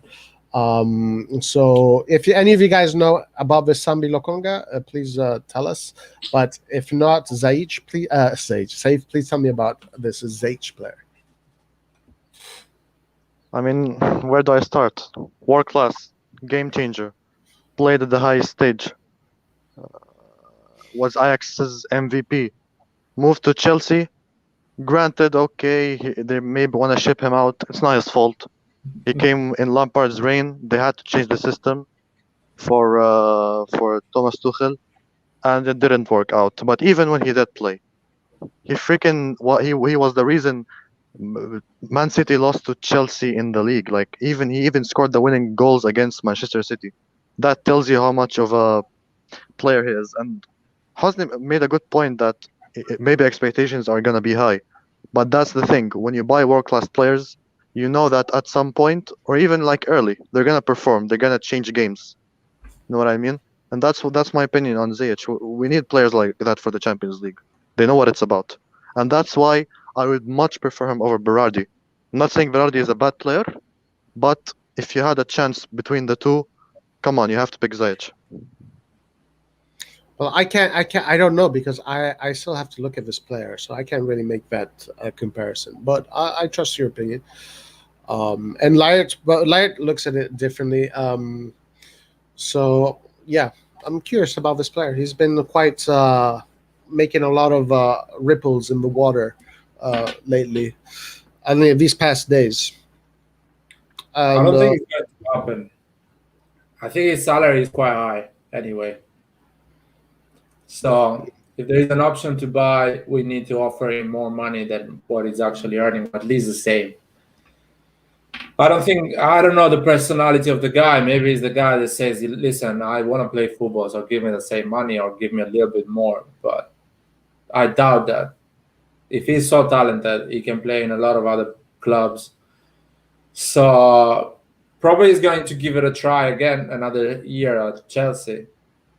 I don't know. Chelsea anyway needs 22 players to compete in all the competitions. So No, he's considered a very loyal player. When he did that amazing season for Ajax, many top clubs in the world wanted him, and he was like, "No, I love this club. I don't even want a pay rise. I want to stay." But because shit has gone so bad for them, he then decided that it was time for him to leave. Even his personality. I saw someone comparing him to Adel Taarabt. no, it's not the same in my opinion. Yeah, in terms of doing skills and being flashy, okay, I get it, but his attitude is top notch. He doesn't cause problems with his teammates. He works hard in training. There hasn't been a report of him even fighting a teammate ever in a club, and that's a good sign. No, he plays for the team. I've seen that, and anyway, if you want to play in with Ajax, you need to play for the team. Exactly. That's the thing. That's the total football. Okay. Yeah. All right. Sempre Milan just posted. Oh, do you guys know about this player, the Lokonga player, Sambi Lokonga? No. Don't know this player, guys. Sorry, Christian. Do not know this player. Sempre Milan just posted about updates on the players. Okay, cool. I will check that out.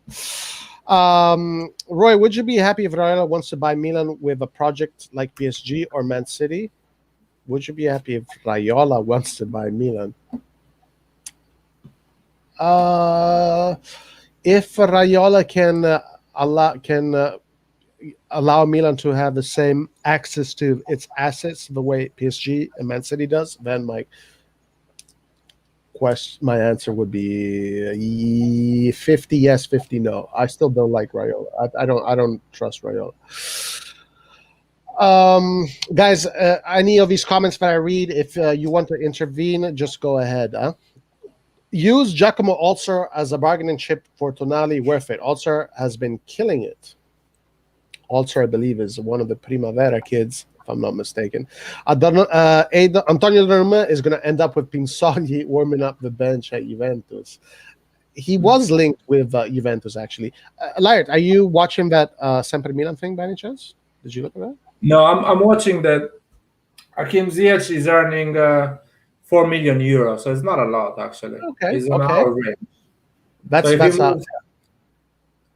If he moves for us for 5 or 6 millions, it's still possible. His value is 35 million, and the operation can be a loan with the option to buy if it does well.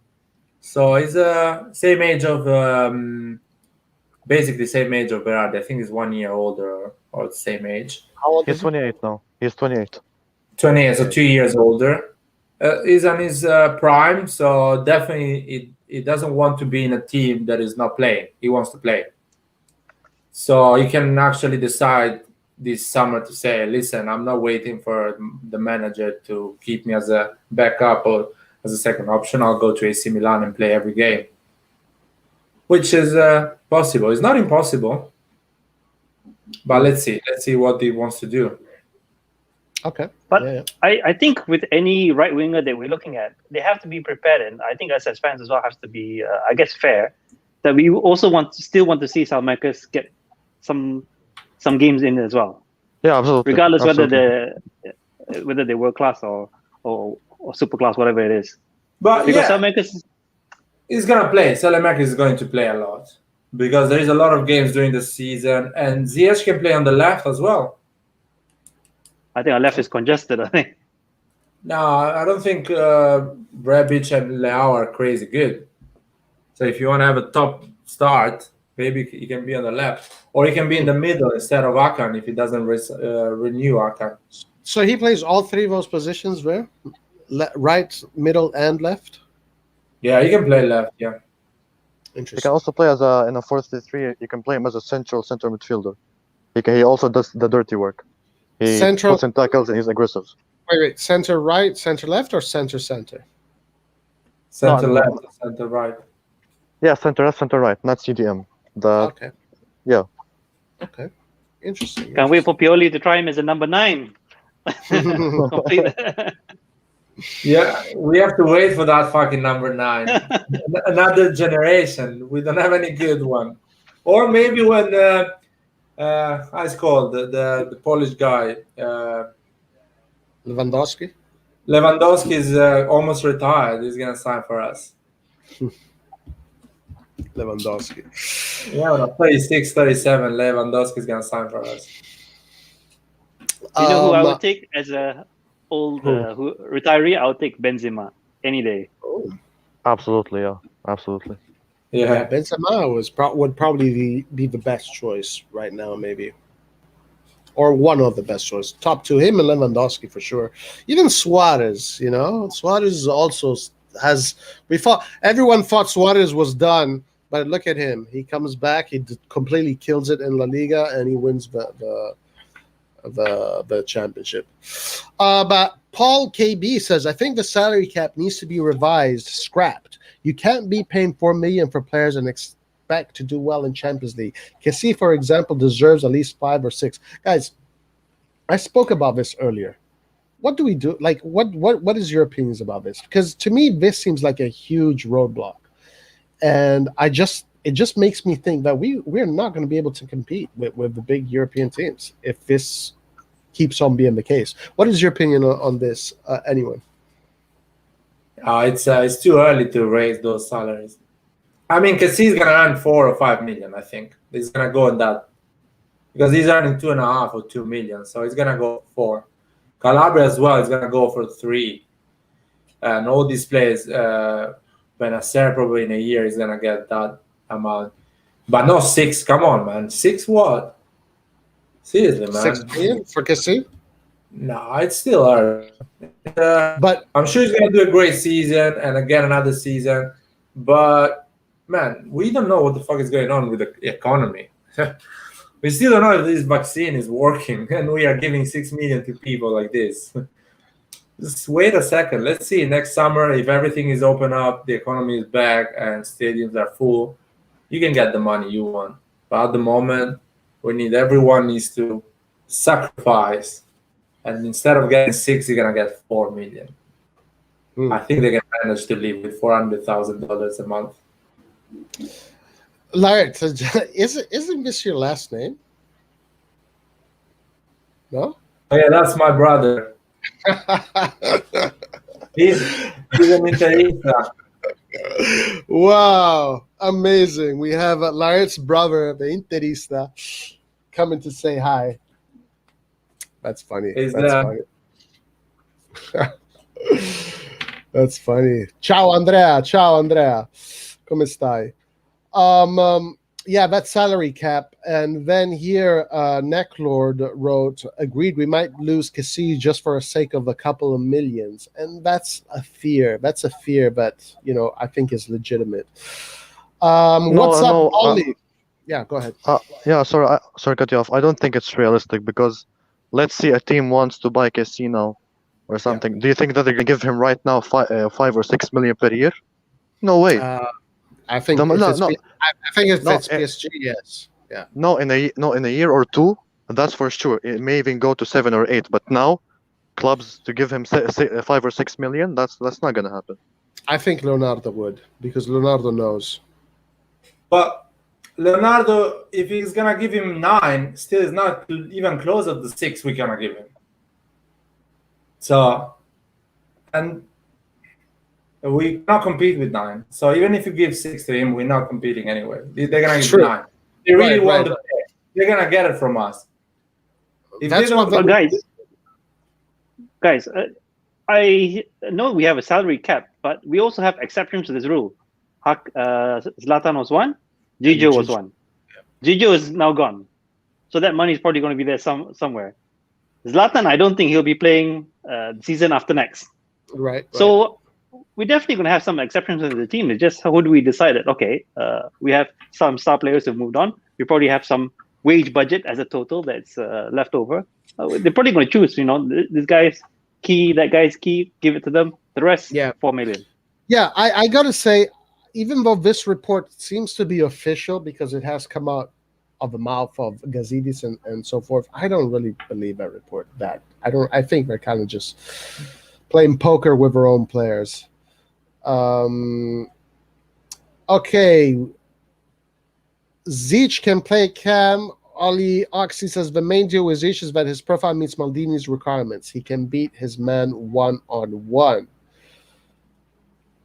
France game today. Benzema got injured, guys. Wow, that is big news. And also, guys, some players are getting COVID, and COVID could play a big factor in the Euros, apparently. I know Kulusevski got COVID, so he's missing out on some games. Busquets got COVID, so he's Why out. are they not getting vaccinated? Yeah, I thought they would be. I also read that, I think there was one team that just said no to the vaccine. I can't remember which team it was. So some teams are, I don't know. It seems to be, this could be, guys, this could be a very shitty Euro if we have to deal with this kind of crap. Okay, let's see here. Oliox says the risk of having an increased salary cap is what happened to Roma. They have over 110 million salary and they're playing in the Conference League. Yeah, that is very true. I mean, if you make bad decisions, then it's up to you. As a matter of fact, Gazidis was saying, we lost that 200 million. But Gazidis, you made the wrong decisions. That's why you lost that 200 million last season. There's also a link about the Georgian player. Yes, plays for Rubin Kazan, highly talented and targeted by big clubs, dropped the national team just to talk with clubs right now from the transfer. Wow. Crazy. Okay. Milan are being prudent and self-sustaining. 2 or 3 more years of CL, and then we can talk about increasing our salary cap. Yeah, I think that is the thing that is going to happen. Yeah. Is Ziyech transfer realistic? What do you guys think? Yeah. Why not? Why not? I don't know if the guy realistic. wants to play for AC Milan. That's the only thing. If it doesn't want again? to play for AC Milan, it's not going to happen. I can imagine the deal now. It's probably going to be spread over like a 10-year installment payment kind of thing. We're going to go all dollars and cents over it. But if we get it on loan, like we got Tomori, and he actually performed, it gives us what Çalhanoğlu is not giving us in that position. You're not going to pay him more than 30 million. Because he's going to be 29 when you're going to pay him. And he wants to leave. So he's going to be in the position, I want to leave. I don't want to stay to Chelsea. I like AC Milan. I'm a leader there. I'm playing well. And I like the vibe. So 30 million is going to be a deal done. Or even less. You never know. So on numbers is possible. The player really wants to play for AC Milan. Does he really want? Maybe he can go to Ajax again. He likes the place. He likes the squad, the manager, and he goes back there. Or he goes to Tottenham. They give him 6-7 million. You never know. Napoli is also after him. Napoli. I don't think so because we play in Champions League. Napoli doesn't play in Champions League. If they offer more money, other teams are on him. Yeah, so depends on him. But I think AC Milan can handle the final part. Yeah, and I think, Larry, you're right. I think we're going to see a lot of these kind of Brahim Diaz operations, Tomori operations. It's going to be the same this year. I think it's next year when Milan is going to, if everything kind of goes back to normal. Next year, we're going to kind of go back to actually purchasing players. I think this year is still going to be a transition year because of COVID, because of the state of where the club is financially and infrastructurally. But again, Milan right now has such a strong, solid team, foundation. All they need is just a few little things here. If they're on loan, who gives a shit? I think we can have a really good chance of having a great season. A striker, man. We need a fucking striker. Like if Ibra's not gonna be fit the whole season, let's say they just get Giroud. Giroud is the same. We need to get a fucking striker. I'm really disappointed, like you said, with Bellotti. Like, why not get him? Are we that broke? We can't even pay like 20 million for him. Are we that fucking broke as a club? Seriously. It pisses me off. Yeah, the Bellotti thing is just crazy. Like, what are you guys doing? This is such an opportunity to get him. Let's see. So Paul Kebe says, hell yes, if a Premier League club could definitely pay Kessie 7-6 million. I know Manchester United likes Kessie. A lot of Manchester United fans talk about Kessie after they saw him play against him. Our players right now are kind of not unknown, but next year in the Champions League, when everybody's going to have their eyes on them, it's going to be a different story, and all the sharks are going to be coming. Right now, the shark that we got to watch out for is Leonardo, because Leonardo follows the AC Milan universe very closely. He knows exactly who are the breakout stars. So, you know what is another shark that is going to come? Is Paratici from Tottenham. Because the sport director outside Italy, they don't really know the value of Italian players, or actually players that are playing in Serie A. But Leonardo has been following Serie A for ages, so he knows the real value of Serie A players. He knows the value of Locatelli, Verratti, when he bought Verratti from Serie B.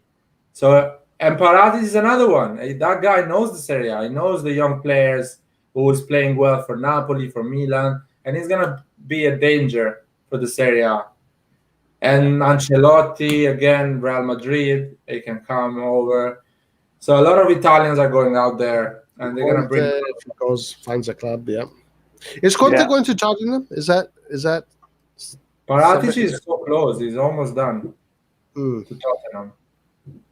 Well, Larry, you have a good point there. There's a lot of gems in Serie A, because just the other day I was watching an old game in 2011 when we won the league, and Alexis Sanchez was in Serie A.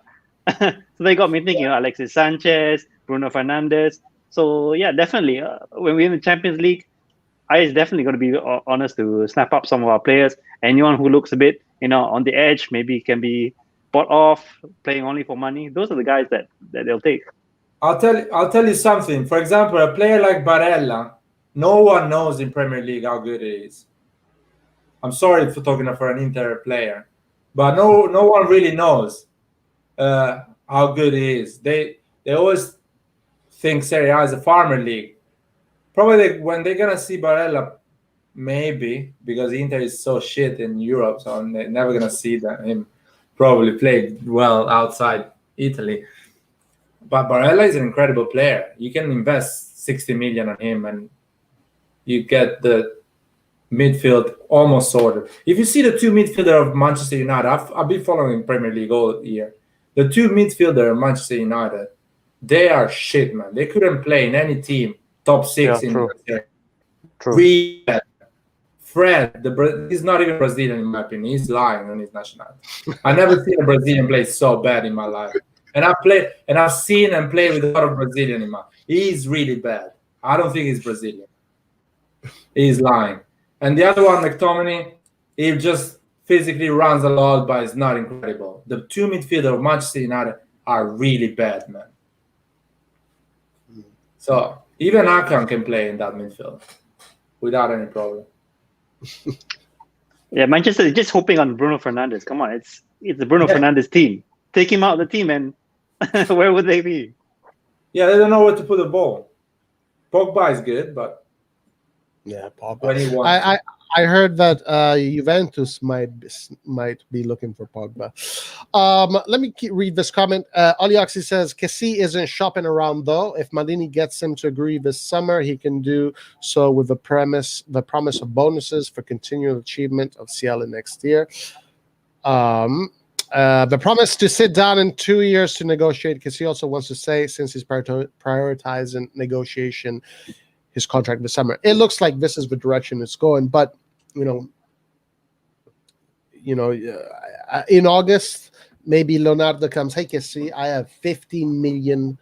If you're giving Gigio Donnarumma for potentially being on the bench, 12 million, or paying Navas for potentially being on the bench, 10 million. They would have no problem giving Kessie 12 million or 13 million or 9 million for saying, look, you don't even need to be a key player, just be in the team. Roy, So that's what we watch out for. If we go round 16 next season in Champions League against PSG and we beat them, we kick them out, I'm going to celebrate like we won the Champions League. I'm going to feel like I don't even care about the next game. I'm going to be like, I'm going to actually go to Paris with my AC Milan shirt in front of the, I don't know, the office of PSG. I'm going to shout to fucking Leonardo. Throw some dollars to Leonardo. I'm going to do the video. You're going to see it on YouTube if this thing happens. That's nice. If we play PSG in the quarterfinals, I'm confident we're going to destroy them. We're going to just destroy Round 16, man. I just want to beat them. That's it. And I'm done. For me, it's like I won the Champions League. Eastbourne says Chelsea will not let Maldini or Massara near the Stamford Bridge if Milan are still going to ask a bargain for Ziyech. What is from Texas? What are we talking about? We're talking about AC Milan, my friend. AC Milan all day. Oh, guys, look at this. We have our Manchester United fan friend. He says, I will represent Man U Shark for Kessie. Kessie is a player that I've seen a lot of Manchester United channels. They talk about Kessie a lot. He's a target for sure.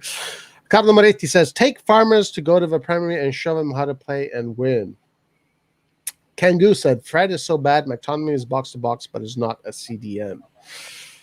Now PSG need to replace Di Maria with Hakimi first. And even if I don't fear them at all. I don't fear anybody, man. I think we can beat anybody, man. Anybody. Guys, I have a question. What is our plan B for Kessie if it drags on? If there's a big if. Do we even have a plan B? Are we really gonna? It's not gonna. We cannot let this thing happen. Come on, he's going to sign. I think Kessie is going to sign. Yeah, no, I think he's going to sign also because, I mean, Kessie has, from a technical perspective, he has inserted himself in the Milan mechanics, to a point where you are guaranteed literally every game of the season, even if it's a friendly. His situation at Milan is just prime for any player, because if he goes to PSG, Kessie is not guaranteed full-time football in a team like that, where you have Verratti, you have Paredes, you have a lot of defensive midfielders that are top players from the national teams. So Kessie in Milan has the best something that he's worked for in the past 4 years. I think if he's intelligent, he's going to stay with Milan and fight for the Champions League with Milan, at least for the next 3 or 4 years. And then when we can sell him at 100 million, we sell him at 100 million, and then we buy 3 more players with what we make. We must give him the captaincy as well. That would really tempt him as well to stay, in my opinion. Yeah. The captaincy, and he deserves the captaincy, I think, at this point, for sure. All right, guys, we have about 15 more minutes to go. So anything you guys want to talk about, anything you guys feel is necessary to bring up, just go ahead. I'm going to keep on reading some of our comments here. Let's see. Yeah, I just have something that I wanted to raise. In terms of, I know we spoke a lot about players coming in. How about players coming out? I don't read enough about players coming out, and we definitely need to offload players to create some space within the squad. Because we have so many people coming back, and I don't know what we're going to do with all the players. Like Krunic, I want him gone. Samu, I don't know where he's going, I want him gone. There's a lot of players. Well, Krunic is not going anywhere. So, unfortunately for you, Skillard, Maldini has said that he likes Krunic a lot. Pioli said he likes Krunic a lot. Why? Krunic he's a no utility. one watching the game. Am I the only one watching Krunic play? Man, there is some stuff we don't know. First of all, we were talking about this with Roy the other day, that maybe Krunic is a guy that doesn't want to play every time. He's okay staying in the bench. He's a squad player. He earns not a lot of money. He earns a little money. He's now having problem to renew. I think it's whatever you put him in, he's gonna play. You need him in the midfield, he's gonna play in the midfield. You need him for 5 minutes to waste time, he's gonna play. So you cannot have all superstars in the to play. We always had players like this. It may sound like I have a personal agenda against Krunic, but personally, one of the big peeves I have about him is that he's taking up minutes for other players, which I think are a million times better. Okay, but Skinner, this is Pioli's fault. It's not Krunic's fault. Exactly, that's Pioli's fault, man. And to be fair, Skillard has been pretty much consistently Pioli out. So, but if you think on the way of our economical situation, how are you gonna replace Krunic with another average player? You're not gonna buy a superstar. So we can pick anyone off the street and make them average. We don't need Krunic, by the way. And just in response to your point, he doesn't mind not playing and all this. Of course, he doesn't mind not playing. No one else will take him. He's like, at least I got a job here in Milan. I might as well stay on the bench. Look, this is my opinion about Krunic. I mean, in a team, you have 26 players, all right? So obviously, he is not part of the top 11. Maybe he's not part of the top 15. But having a player like Krunic in your 26, a player that is versatile, a player that does not make much noise in the locker room, a player that has a lot of international experience because he's a starter in the national team. It's just a convenience maybe to have him. And he can play in various positions. But okay, yeah, Krunic is not Maradona. But if he stays, I'm okay with that. I'm okay with it. The thing about Krunic, basically, is that he's not worth selling. Like, we're not even going to get a huge amount of money for him, so we might as well just keep him. You know what I mean? Yeah, we could use him potentially for an exchange for teams that maybe are in the middle of the table. Maybe Please exchange him. Maybe there's a player interesting that like a Udinese Krunic in Udinese would probably be a starter. Or Krunic in Torino would probably be a starter, Roy, not even a player. We can exchange him for like someone in the medical team. We probably need better doctors, huh? Yeah, that's true. We definitely need better doctors. That's for sure. The problem is he earns a lot as well. He earns like $1 million or something like that. So mid-table clubs, they're not gonna pay him $1 million. So he's not gonna move. He's gonna say no for the exchange. He's gonna say no. I'll stay to AC Milan. I'll get $1 million. So yeah, we might be stuck with him for a long time. That's true. So all right, go for it. All right, let me continue here. Alioxa says we do need an understudy for him though. Isn't Maldini looking for someone in the French league right now? I'm sure they are. They have to be looking for that. I hope we get that guy Icone from Lille. Yeah, he's good. He's very good. Yeah. And I saw today on Gazzetta dello Sport, he's around 20-25 million. I thought it was a little bit more the first time I spoke about him. AK2 Kuru says, breaking news. We'll see in a minute.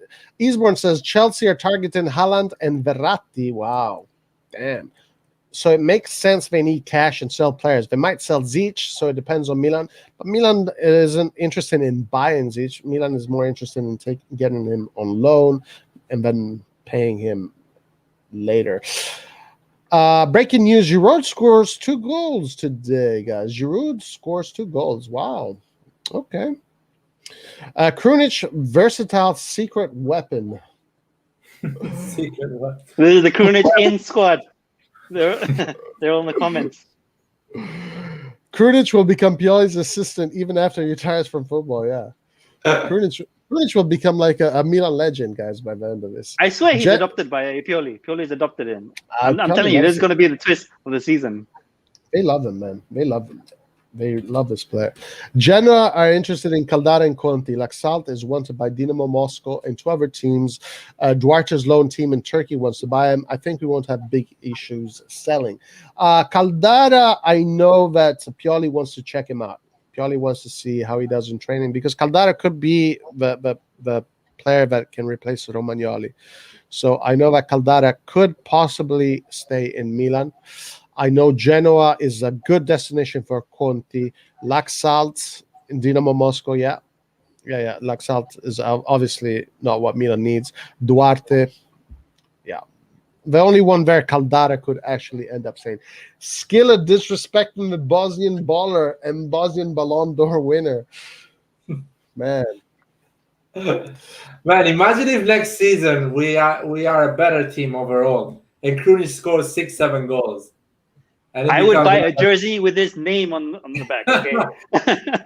Okay. And you I know, would have a signed shirt of Krunic on the wall.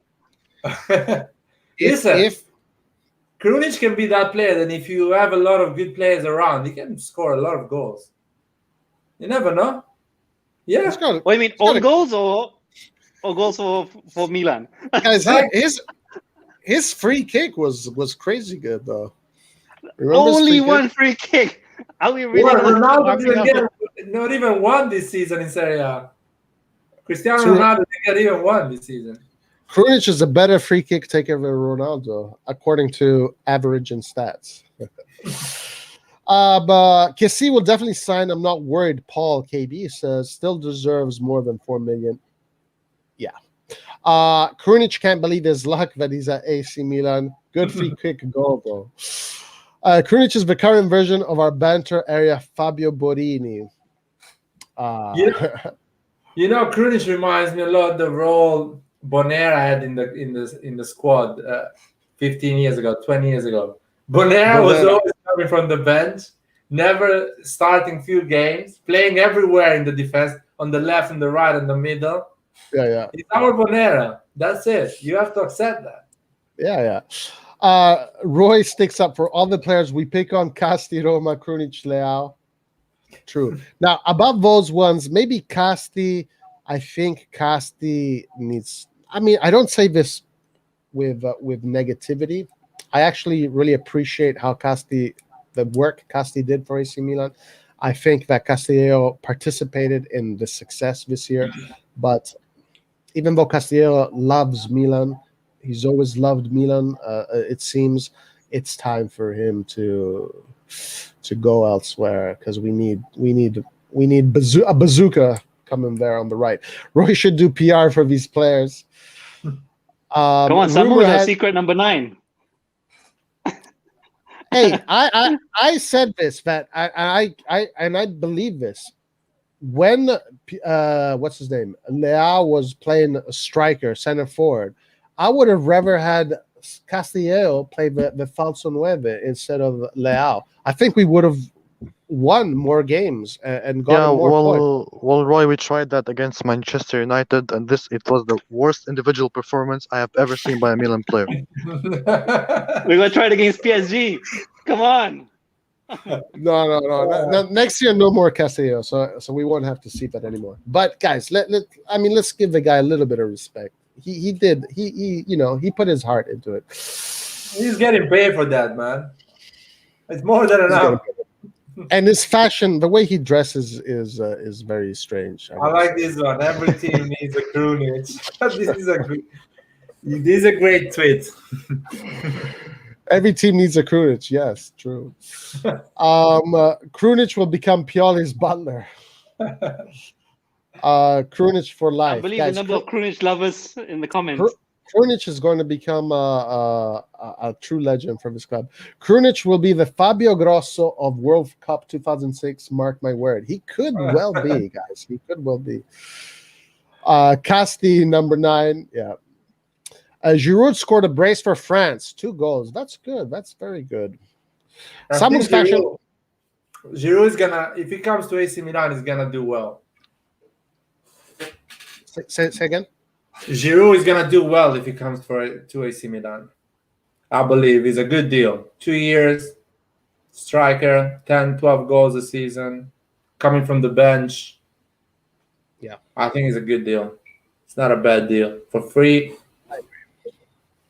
I agree. It's not the ideal thing, but I think if he comes, he's going to do well. He's a professional. I saw him also on a YouTube channel. There's these YouTube channels that they do like a, like a pan futsal, all these tricks, and he was, he was participated in one of these channels, whatever, and I liked his attitude. He was very like, Oh, Roy is gone. He's gonna come back. Anyway, let's see. I'm not good at leading, but somebody is having a comment about the fashion taste of Casti is not improving. But just one thing I want to add for Giroud. If he was playing in our game against Cagliari, I think we would have won that game because the number of crosses into the box was just absolutely insane. We just needed someone at the end of it. No, Giroud is a player that gives you that option on the last 50. Listen, we had that awful experience with Mandzukic. And we think now, oh my God, we're going to have an horrible situation with Giroud. I think with Giroud, we're going to be fine. Giroud is going to give us at least 10 goals a season. 10 heavy goals are actually important. Those goals last minute or the last 10 minutes, you win a game 1-0, something like that. But Roy, keep going with your... No. He just, his attitude seemed to me like he's got the spirit of a warrior. He's not very interested in dancing on the ball. He was kind of making fun of all these, YouTube guys that dance on the ball. And he said, no, all you need to do is 2 touches and you score a goal. You don't need all that other crap. I like that about him. But, to me, he's not the ideal player. But if he does come, I'll be happy. Yeah, he's better than Morata, in my opinion. Wow, that's a big statement. It's true. Morata's terrible. Some of the chances that Morata has missed this year, I swear to God, the back heel one, if you guys saw it. Oh yeah. And Juventus paid like 40 million for him. Like, God, oh my, no, just no way. Here, guys, we have Eastbourne says Krunic, Dino, Kylian Krunic, Erling Krunic, Krunic De Bruyne, Lionel Krunic, Cristiano Krunic, N'Golo Krunic, Van Krunic. Everywhere you go, it's Krunic. 30% is covered with water and rest covered with Krunic. Krunic is now a meme. We need a player like this. Huh? That's funny. I wanted to talk. Okay, so by the way, I was talking about USA Mexico, the Nations Cup, whatever the final. There was a player that Mexico had was very interested. Played on the right. His name is Diego Lainez. Yes, very nice player. Very technical. Very good with the ball. That could be a potential signing right there. Do you know this player, Safe? I've watched some La Liga games. I know he plays for Real Betis, and he's been on the scene for Mexico for a very long time. Like, but he's young. He's a youngster. Yeah, he's young, but he's one of these players like you feel like he's been there forever, even though he's young. He's 20. He's 20. His dribbling is mad. Like, I saw some live matches and I saw some highlights. He's like Messi in a way. Not as a player, but in terms like you can't get the ball off of him. Skills, exactly. His control of the ball is insane. I would love for him to come, like, absolutely. Yeah. The national team is quite good, Mexico. Yeah, it is. Do you know this player, Light and Skiller? Do you guys know this player? No. I only watched a few of his highlights. Yeah, I saw this player for the first time. He came in towards the 30-minute mark of the second half and scored a goal right away. Say if you can't get the ball off of his feet, super technical, very good. Shit, Betis. I mean, come on, Milan. Let's get this player, Okay, let's keep on going, guys. A few more minutes. Krunic scoring a top corner free kick last minute Champions League final winning goal. Imagine the scenes. Milan lifting the 8th Champions League trophy, guys. Yes. Imagine winning the Champions League with Krunic goal last minute, man. That's never gonna happen. I'm gonna start a YouTube channel called Krunic TV if that happens. But that's never gonna happen, man.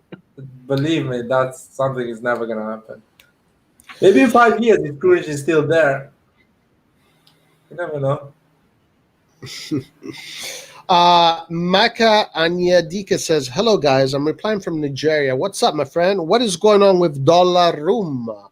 I think Carlo actually replied very expertly, supposedly signing for PSG, and there is also rumors that he might be going loan.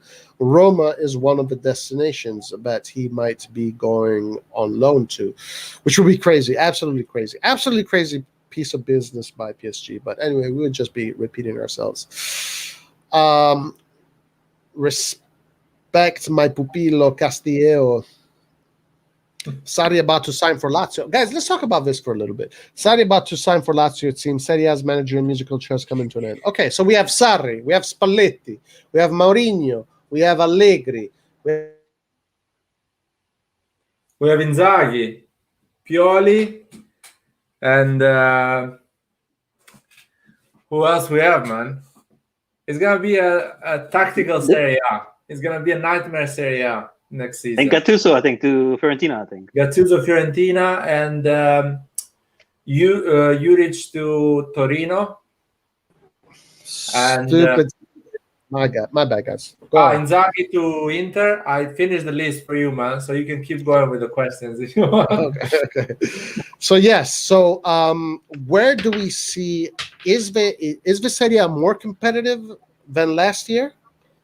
I think it's gonna be a nightmare. I remember there was a stat this year that says Serie A was the league with most goals, no? In the 5 top leagues. Next season, Serie A is going to be 0-0, 1-0, 1-1, something like that, because there's a lot of tactics over there. I think we're going to struggle a lot. Big games are going to be madness. That is a good point. A lot of these coaches are not high-scoring coaches. Spalletti is offensive. Okay, my opinion on each team. Sarri is an upgrade for a Gattuso, I think. Not Gattuso, sorry, for Inzaghi. So I think Sarri can bring Lazio to a higher level than what they were technically. As a matter of fact, if I was Inter, I would have gone for Sarri, not Inzaghi. Anyway, Napoli with Spalletti, I think that is an upgrade from Gattuso, but I think Gattuso is going to become better than Spalletti. So they upgraded. Those two teams upgraded. Juventus, huge upgrade from literally 1 to 10. Inter, downgrade for sure.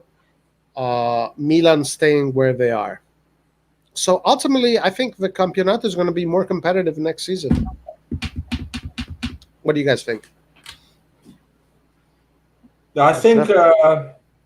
wait. Sorry, guys. Sorry, let me just finish. I forgot about Mourinho. Mourinho, more competitive, better, a way bigger, huge upgrade.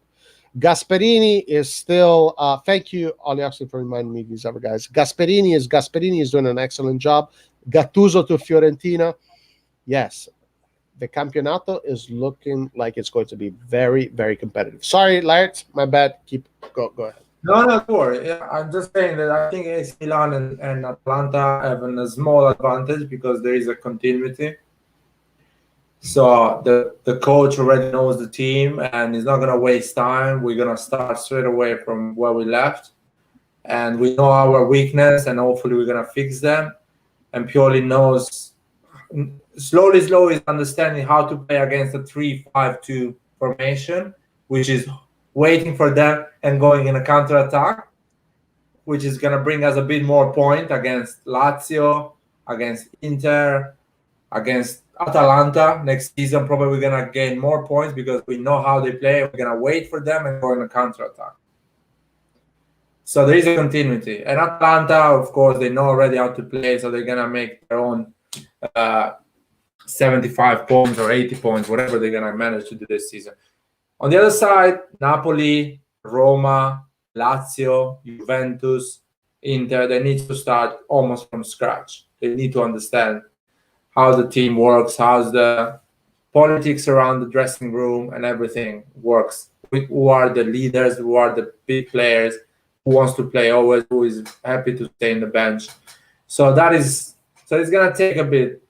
Of course, there is some managers, they're going to click with the enthusiasm and bring it on straight away, but some of them are going to struggle. So that's my opinion. What do you think, guys? If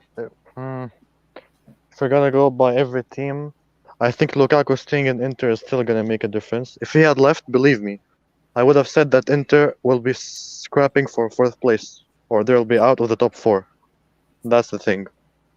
For Milan, I think we're gonna be good, but I think winning the Scudetto would be a stretch too far. I think it's gonna be a 3-horse race for the title between Milan, Inter, and Juventus, and Juventus is gonna win it.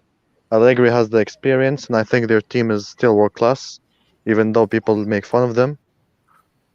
I think we're gonna be very close to them, but a few mixed results will set us back, so we might be in 2nd place. And Inter are not gonna be nearly as good as this season, I believe, for many reasons. Maybe some players will leave. Maybe the atmosphere around the club after Conte left, some players might be very discouraged, especially Lukaku, or Lautaro, or Barella, or even the defense itself. Atalanta aren't they're going to be as good as they have been. They're still going to make the top 4 though. So my top 4 is Juventus, Milan, Inter, and Atalanta. Oh, I like that. Let's do yeah. let's do that. Let's do today 6/8/2021 prediction of a Serie A. Then we can change it later on. So what is your top 4? I hope I'm wrong. I'm just being realistic here. Juventus winning the title, Milan in 2nd place, Inter in 3rd place, and Atalanta in 4th. Juve, Inter, Milan, Atalanta. No, Juve, Milan, Inter, Atalanta. Milan in 2nd Alright. place. Got it. And Okay. and for fifth it's gonna be Lazio, then 6th Roma, I think. All right. Okay. Elias, what about you? Top 4. No, I'm not gonna say my top 4. It's too early. You have to wait for the transfer market, and Let's say today's top 4, and then we can change it later on. We can change it. It's not a solid top 4. It's a today top 4. I believe AC Milan and Atalanta is gonna go back to the top 4. I think Inter as well. And between Juventus, Lazio, Napoli, and Roma, it's really hard to know. I don't know because I think Juventus squad is really bad. I think they are really bad. Allegri maybe can give something to them, can give some order, some tactical order, but on the other side, Roma with Zaniolo, if Zaniolo does insanely good, it's a loose cannon. Lazio has a really good squad. They're gonna push there. Napoli as well. I don't know if they're selling, but pretty much what Saif said. Same top 4. I'm not sure about Juventus winning the league. Definitely not. I think Inter maybe. If Inzaghi keeps doing what Conte was doing, at least just a bit, I think Inter is winning this season, or Atalanta or Milan. It's almost the same level to all 3 of them. Got it. All right, Saif, you finish it off. Skillard, you finish it off. Guys, this is, for me, this is the last segment, then I have to go. Go ahead, Skillard. What do you think about the coaches, and what do you think is going to be the top 4? Yeah, I fully agree with Lyot. It's just going to be about consistency. The reason being is that the reason why a lot of coaches or teams, change up their coaches is because they want something different. Now, in this current environment whereby you just change the coach, but then every team is under financial pressure, so they can't really get the players they want, it's going to be a bit of a mess. So that's where I see that Milan and Atlanta, we're probably going to have it maybe slightly easier.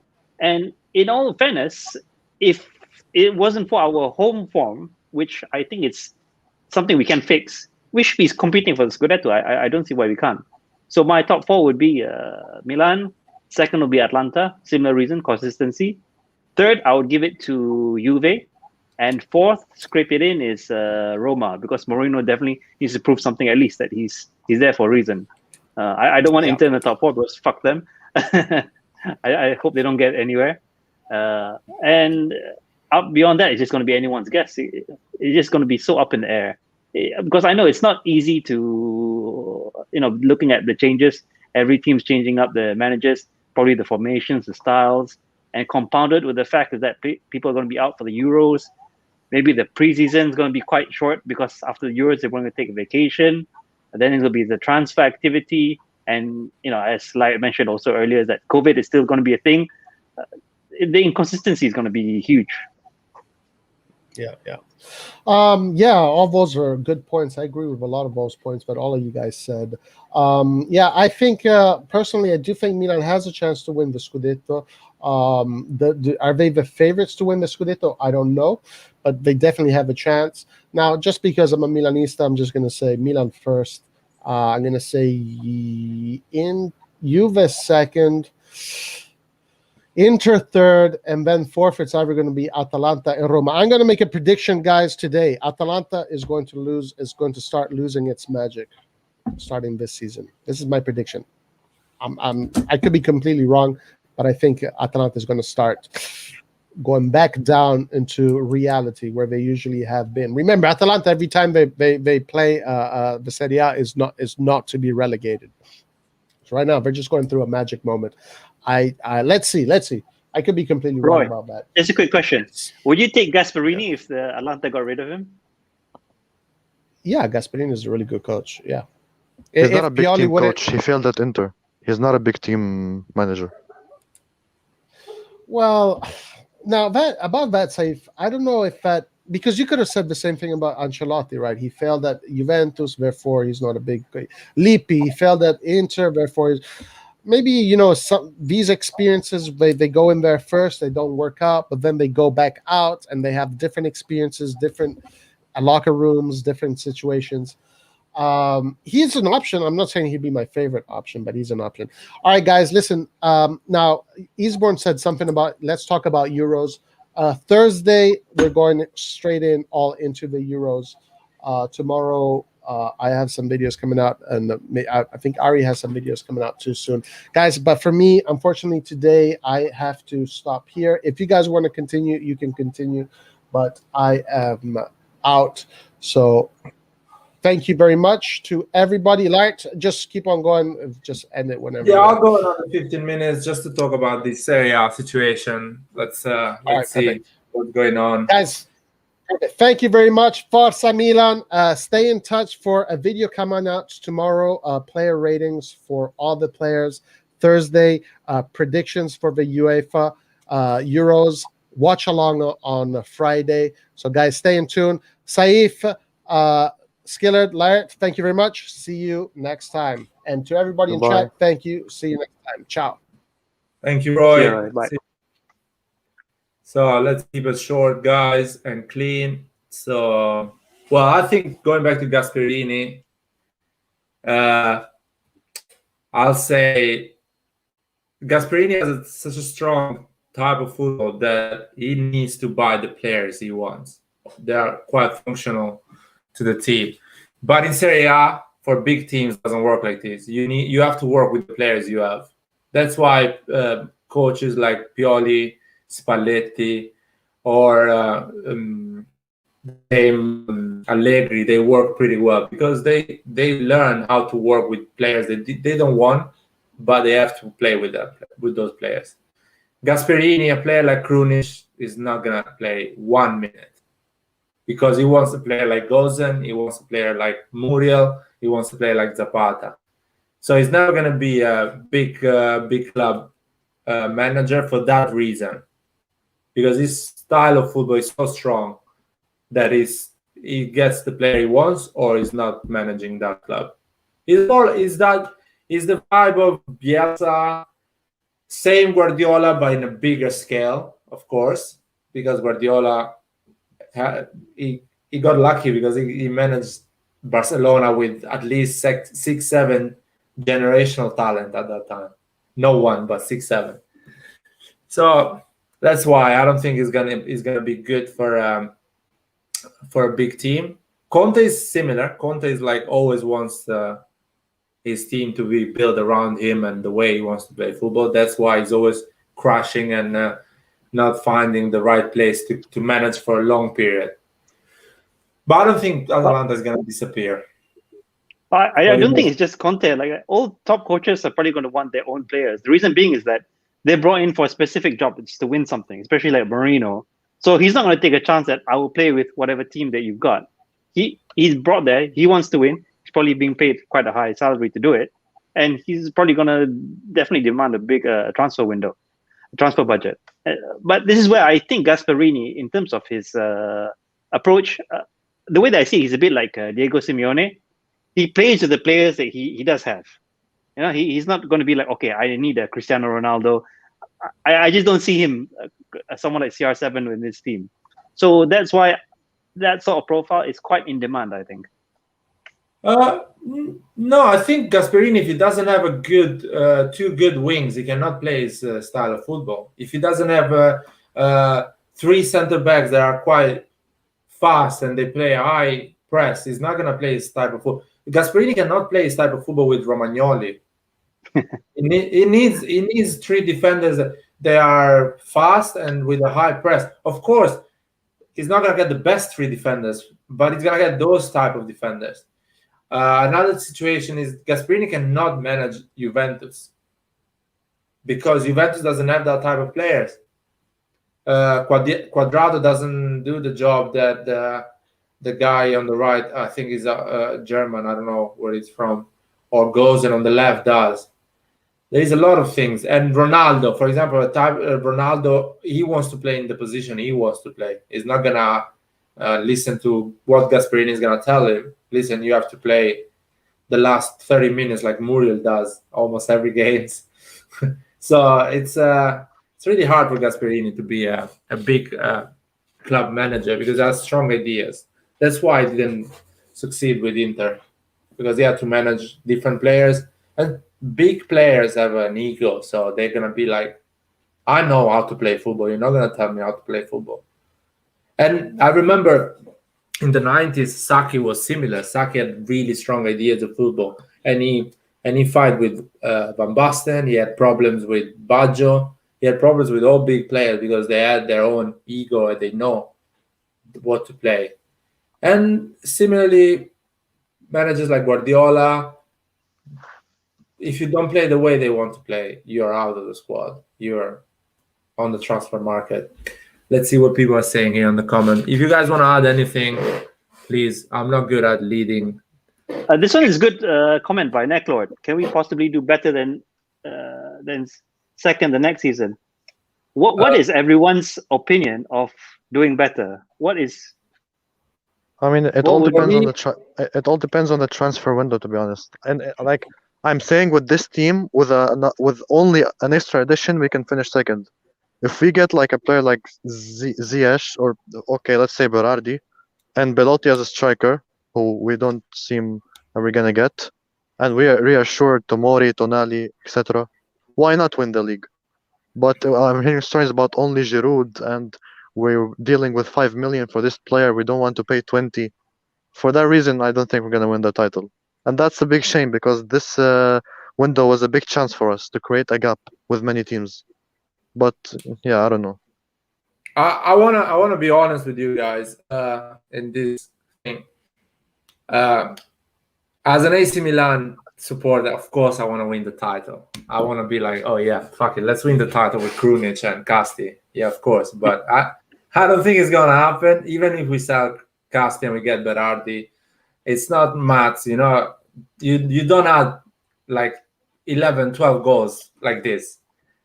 If Berardi is gonna score 12 goals, maybe Rebic is gonna score 2 or 3 less, or Ibrahimovic is gonna score 3, 4 less. So it's not math. But what I want next season, and I think is an improvement, is to go top 4 without struggle. I want to go top 4 that at the end of the 6 games, we secure top 4. Like, relax. And I want to go top 4 that we have a strong team that actually can deal more than one competition.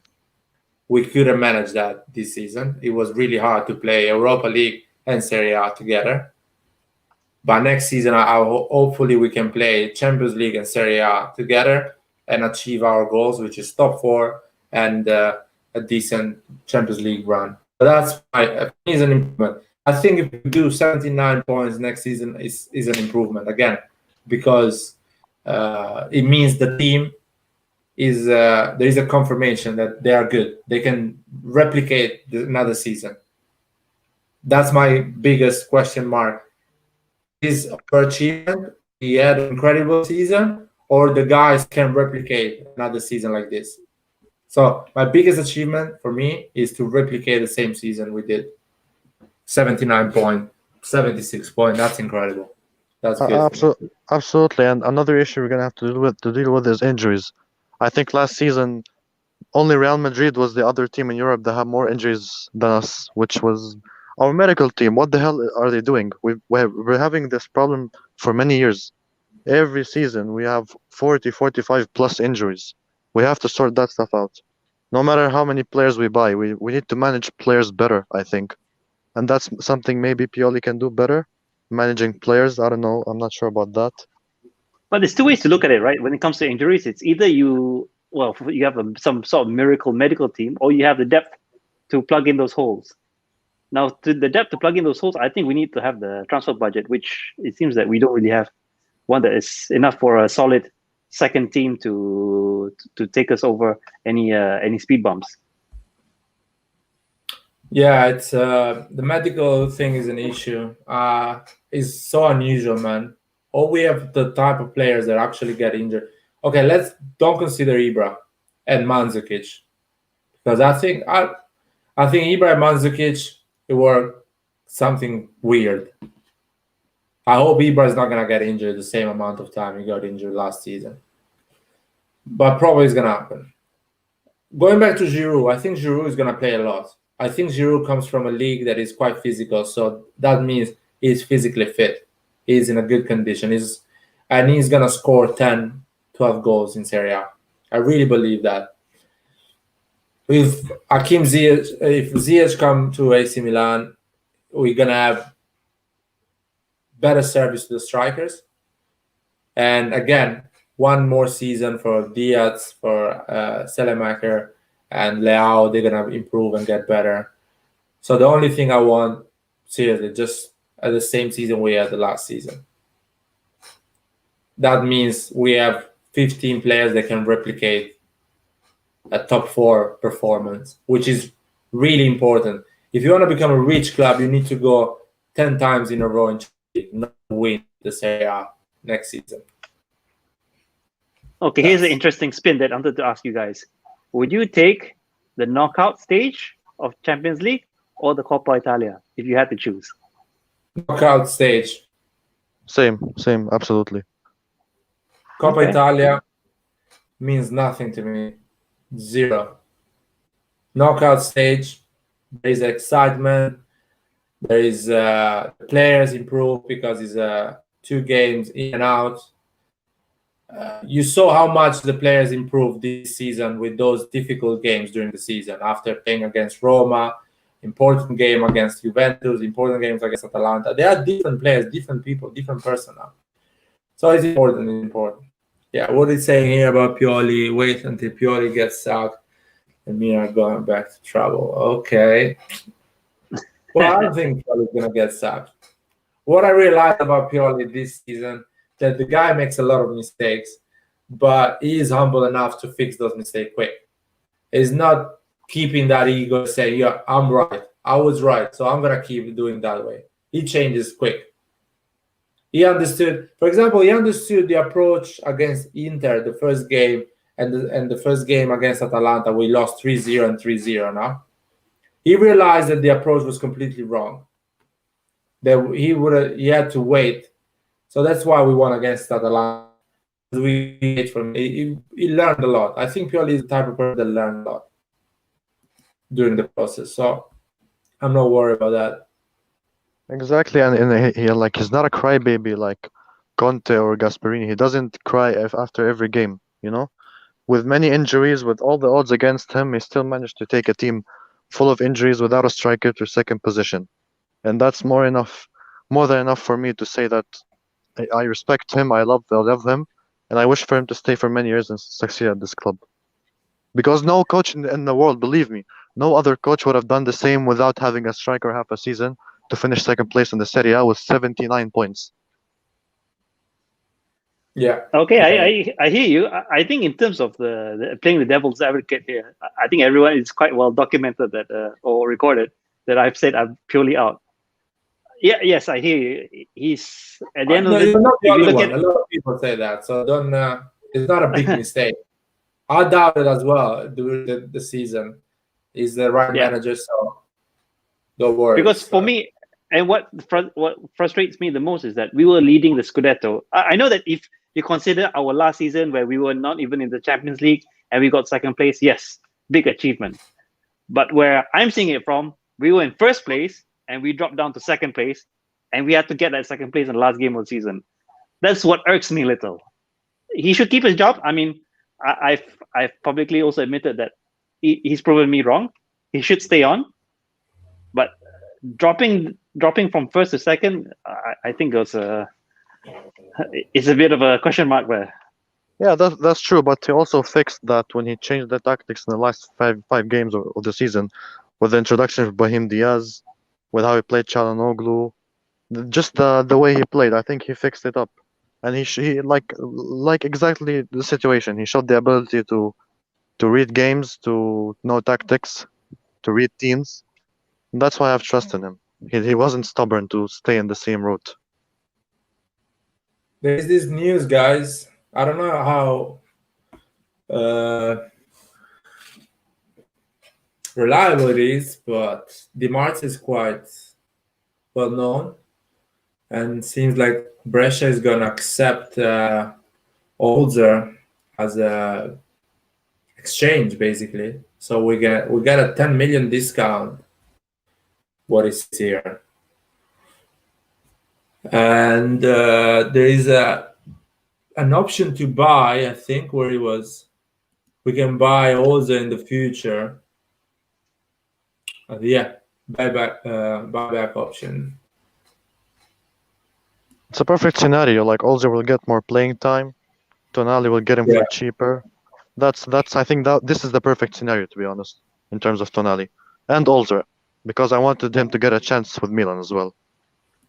I feel like what is this operation when you don't have money and you give your watch and you get some money and you can go back and buy your watch.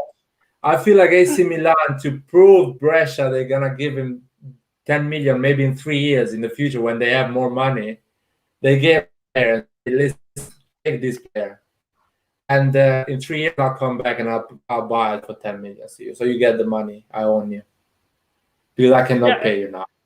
And Tonali doesn't want to play in Serie B. It's definitely a gamble. I mean, we don't have space for everyone in our squad. I mean, you're gonna have to gamble. This player, I'm gonna want to keep my squad. That player, I'm gonna have to let go. But my concern with some of these younger players, and I don't know if it's something that they might be a bit emotional about, is that if we do enter into this sort of deal, then whereby they feel that we've been, shortchanging them or offloading them unfairly, they might not want to come back. This is my only concern. Because Locatelli, I think he made a similar comment saying that his time or his story with Milan is over, so we're probably never going to see him again. No, I don't mind. I never fell in love for Locatelli. And when I see the supporters of AC Milan, the latest generation, they get excited about some players that I don't get excited, because I've seen two better players in Serie A. I've seen a better Serie A, let's say, overall. It was a period when Serie A, Udinese was playing with Di Natale and Sanchez played for Barcelona, Arsenal, Manchester United. So it was that type of player. So I don't get excited for Bellotti, which they are good players. They perform in Serie A, but I don't think they are crazy players that you are like, oh my God, why we're not getting this? Or oh my God, we lost Locatelli. Yeah, Locatelli is a good player for these levels of Serie A, but I don't think it's so much better than Benacer, and definitely not better than Kessie. So I don't feel we lost a lot. I mean, And call me crazy, but I wouldn't swap the link of Kessie and Benacer with any midfield partnership in the world. Believe me, same. these two complement each other fucking perfectly. Yeah, same. And but Saif, I'm really worried about Benacer after the injury. I'm really worried that he's not the same player again. This is my biggest concern of this coming season. Nah, don't worry about Benacer, man. Listen, you watch our channel a lot. Do you remember when Ari asked me when Benacer comes back, do you prefer Benacer or Tonali?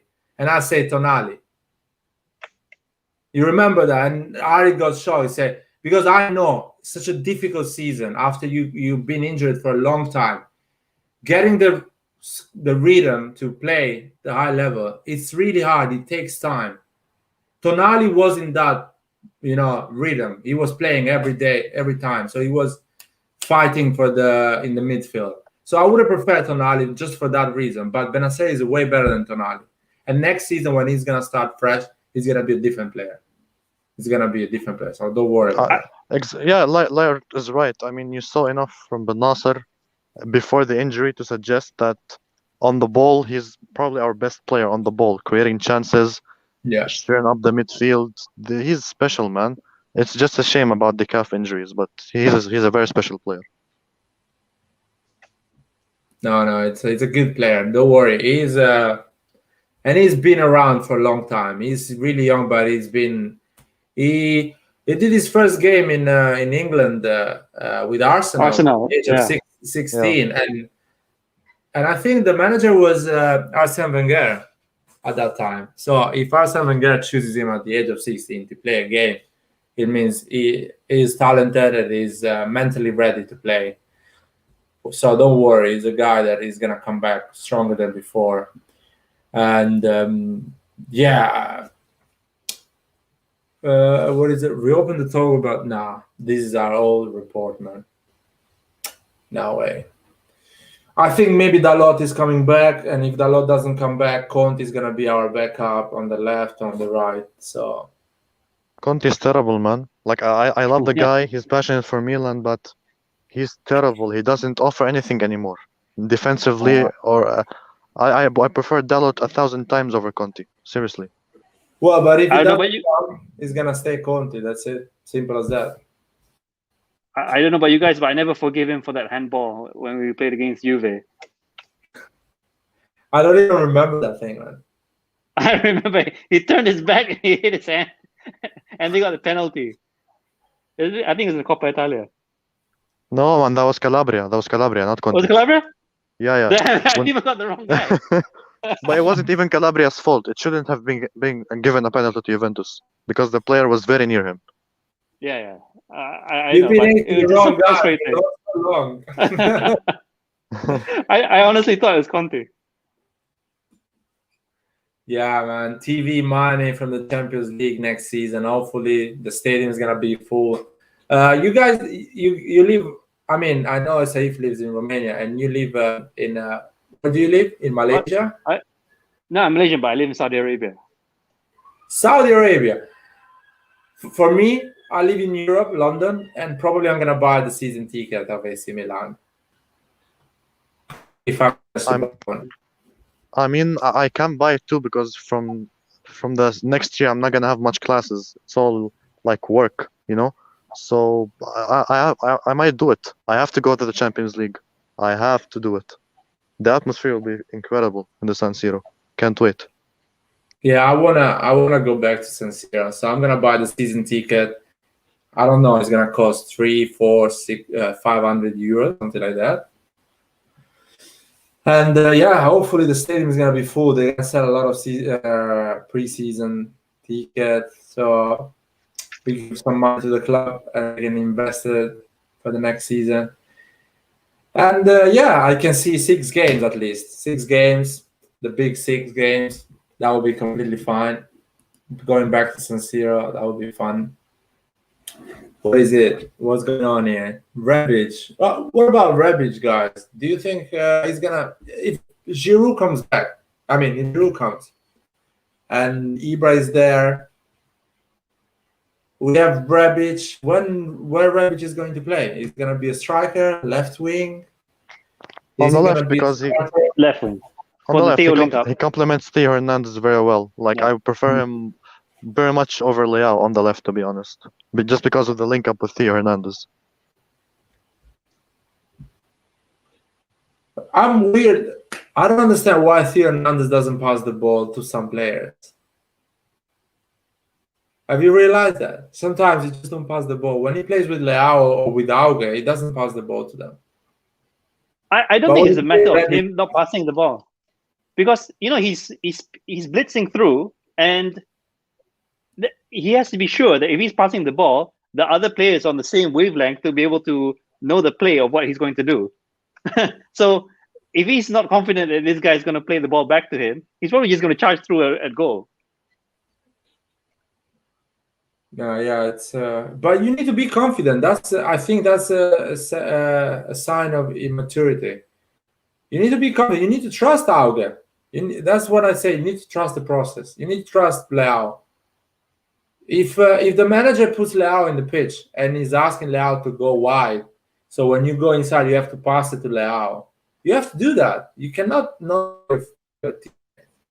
because what he does, he loses the ball, or sometimes he creates he dribbles and he shots, but that's so random. It's not something. It's not a team game.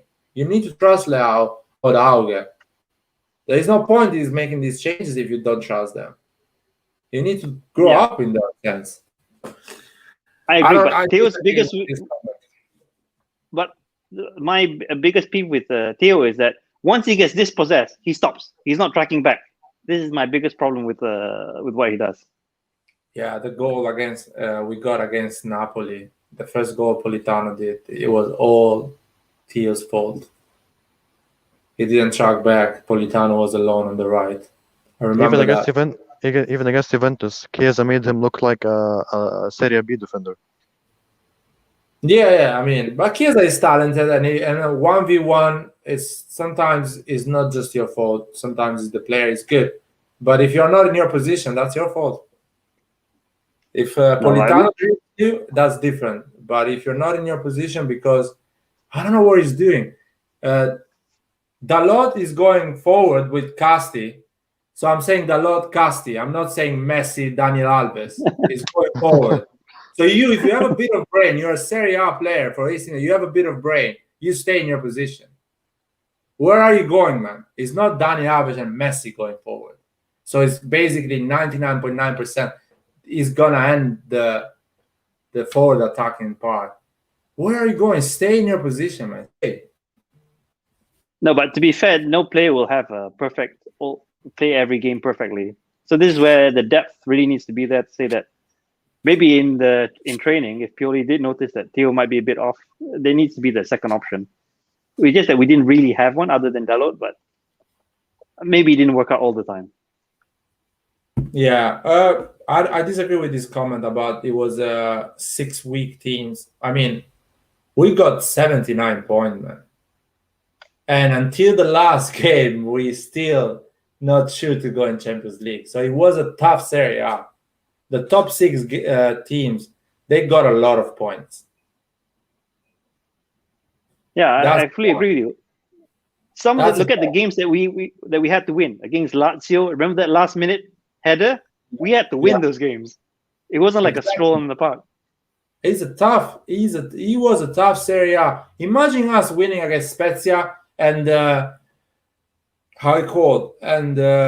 fucking Parma we draw, and Udinese as well. That's another, how many is it? It's like 7 points more. Finishing Serie A with 86 points and not winning the league. And still 3 games before not winning the league. That's a lot, man. It was a tough Serie A. If you look at the Serie A before, with 79 points, Inter finished with 81 and Juventus with 83. And Juventus won the league with 83 points. We finished 79 points. It was a tough Serie A. It was really But you got hard. to admit, last season Juventus, they took the foot off the pedal in the last few games because they knew they had won it. Yeah, maybe. Well, yeah, but that's true. That's true. Yeah, definitely. Mihailovic, yeah, man, that was insane. That was a great Lazio, and we won the Serie A. That was ages ago, man. How old you guys were in 2002, 2003? 1 year old. 1 years old. I was 17, I think. Yeah.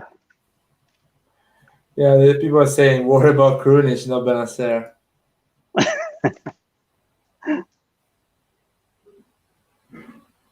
Yeah, I remember that game when Benacer played. It was really small.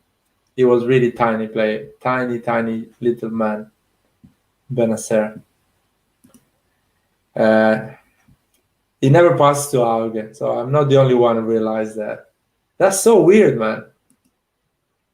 No, but how guys, correct me if I'm wrong, but I really honestly believe this. Other than the goal that he scored for the equalizer, I can't remember who he played back then even.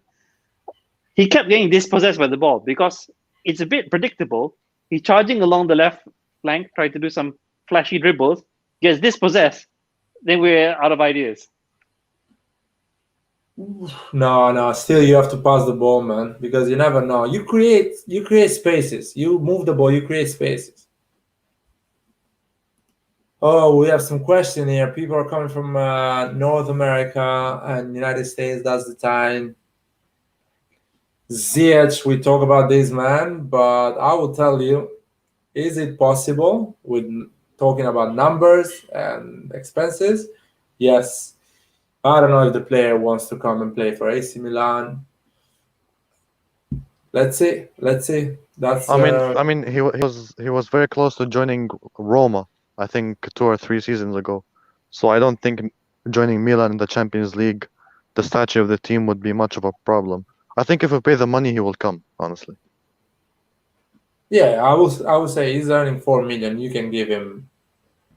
If it makes a difference, yeah, you can give him 6 million. I feel like he's the type of player he wants to play. He likes to play football, so he wants to play. He wants to be a leader and play.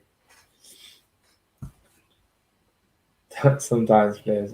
It's not so bad, Hernandez. I think it's more he lacks some thinking. That situation against Napoli, I was shocked. You just need to think there. But yeah.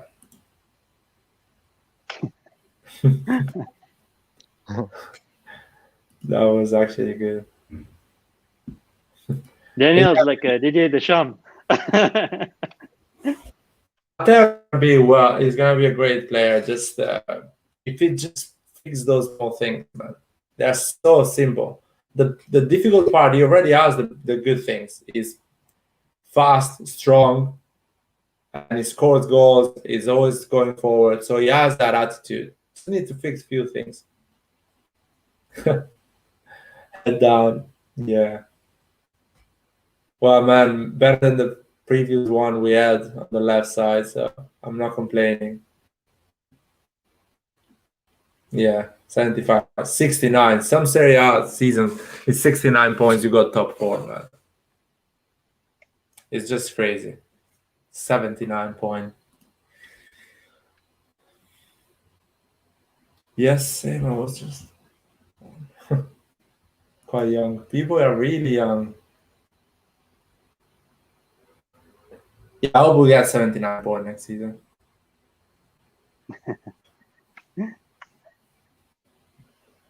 You guys are all around 20 years old, yeah? That's why. Yes, 20. That's why I saw a lot of people panicking after the Cagliari games. I'm like, I was actually thinking, when I was your age, you know, I don't want to talk like an old man, but too late. when you actually support a big team, Weeks like the week after Cagliari game, there is more weeks like this than normal weeks when you're chilled and we're gonna win all the games. The end of the season, when you support a big team, becomes a nightmare because you're not at the top, but you have to win basically all the games, and you're not gonna win all of them. So you need to deal with that pressure, that nerve. So I was actually not relaxed, but I was like, yeah, that's normal. That's how big teams achieve big results. They suffer a lot at the end. They suffer a lot. So next season, you guys are gonna suffer a lot the last months, 2 months. So get ready for that. Bro, against Atalanta, I got so worried that I got sick. I actually got sick like for 3 or 4 days prior to the match. Yeah, I had like I don't know how to say it in English. I forgot, but basically, I didn't feel anything in my body. I was just thinking about the match. What the fuck if we don't make top 4? If we don't make it, we're fucked. I'm not gonna face my friends. Yeah, you know. Imagine when I was in 2003. I was waiting the week. I was waiting the final against Juventus. Imagine losing against Juventus, the final Champions League final, not knowing you're gonna go back to that final. That was insanely. If you cannot handle that, how are you gonna handle a bigger AC Milan with bigger achievement and stuff like that? Yeah, exactly. So, it's a big team. You need to handle these awful weeks. It's gonna happen again. Yeah. So someone just said that Fabrizio Romano tweeted something about Junior Firpo. Can someone confirm it? That is coming to AC Milan. I don't know. I read a comment. I'm not sure. It's Firpo.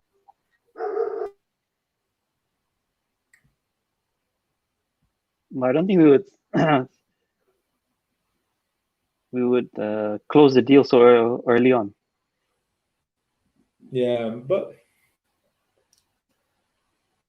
same with Leao.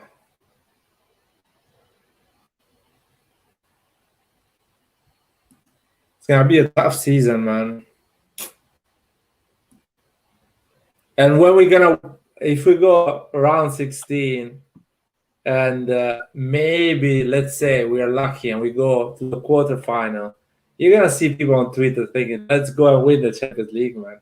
They're gonna completely forget the fact that we are playing with Krunic and Calha in the bench. They're gonna be like, "Yeah, man, we can win it." They're gonna be like, "Yes, we're gonna win it. We can actually win it." Because the team is gonna show you that at that point that we're actually good. Now we can manage to win it. You're gonna be really upset if you don't win it. You're gonna be like, "Fuck Pioli, man, fire that dude." I can imagine now Krunic trying to dribble past Virgil van Dijk, like loses the ball. People are gonna kill him. Or AC Milan having an awful performance against Man City, and people are gonna say, "Oh, what a shit team, man! How the fuck he puts that formation, not that one? Why didn't put that player or that one?" That's what you get in your mentality. It's like, "Oh man, we're gonna make it. We actually are good." But yeah, like my personal opinion is that I don't think we're too far off from like the top level, because if we see how we perform against Manchester United, I know they weren't playing maybe their superstar and everyone starting in that particular game, but it wasn't like a far game. It wasn't like a 3-0, 4-0. No, we were in it. It was a great game, and our important players, they show up. They did a great game. I remember Kier played really well. Tomori played well. I don't know. Samuel Theo didn't play. Bellotti played Matey, pretty number well. 10. Calabria, he played quite well. It's Cassie, of course, and Tonali not bad as well. Benacer would have played well. Kier was a fucking rock at the back. I loved Kier that much. But all we lack is depth. I really believe that. All we lack is depth. I think we have a starting 11 to compete with many teams around Europe, but we need also a strong bench, man, because these starters will not play every single game. That's my whole concern about next season. It's gonna be a long season. I would say more like a prime Kaká in this team can completely change the face of the team. which is one player. But if you think it's just one player, it's not the entire squad. A prime Kaká can change completely the squad, can change the face, can become a threat for any team. So it doesn't mean you need, or Lukaku as a striker, it can change completely the face of the team. So we're not so far, but getting that top class player, you need money, or a miracle happen and Leao wakes up and he becomes like a machine. You know what I mean? He wakes up, he goes to the pitch, and he does his job every single time. You mean Kaká wakes up in Leao's body? Totally, I agree with you. If we knew how to break teams down, especially if we play better at home this season, the league would have been ours. We would have won this league. We would draw points against Sampdoria, Udinese, Cagliari. Not Seriously. necessarily the home form. If we managed to beat all these 3-5-2 teams, we would have won the league. Yeah, I agree. Yeah. Oh, going back to this derby, I remember this derby. That was crazy, man. Oh my god, those years. The derby in semi-final against Inter, man. That was madness when we won the final against Juventus. I remember Calha. He missed that chance because Abbiati saved the goal. Man, I lost 20 years of my life. I think I'm gonna die 20 years earlier. I lost there. That was a nightmare. When people say, I remember when people thought like when Zapata misses that goal, you know, against that was similar, but I lived that situation against Inter in a semi-final. If Canlon does that goal, Inter goes through, man. And I have to go to school and listen all the Interisti shitting on me. So that was, trust me, that's not even Twitter level. Twitter, you turn it off, man. You don't listen to them. You have to go to school and talk with people. That's not easy. Yeah. That's tough life. Total domination, man. Knocking out Inter in the semi-final and beating Juventus in the final. Doesn't get much better than this, seriously. People of my age, they still have traumas of that. Juventus and Inter supporters, they're still recovering from that.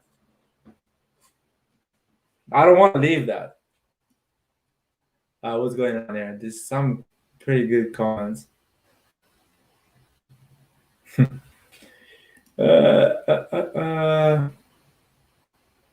Reopen stocks with Junior Firpo. I never seen this player. Yeah, he's very good. He's very talented, but he's just unlucky that Jordi Alba in Barcelona is playing in front of him. When he plays, he actually plays well with Barcelona, and he's very fast as well. Is he gonna be like the second option of Theo Hernandez, or Theo Hernandez is gonna play more forward? He's gonna be our Gareth Bale.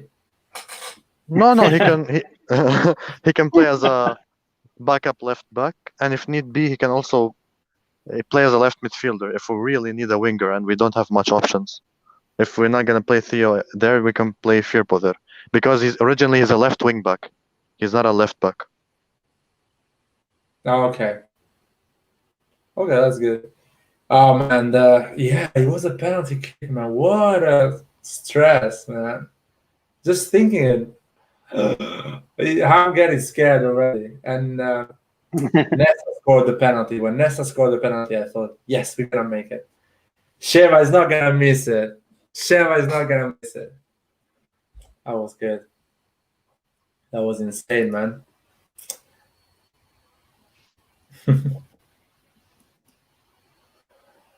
Well, guys, we're gonna close it.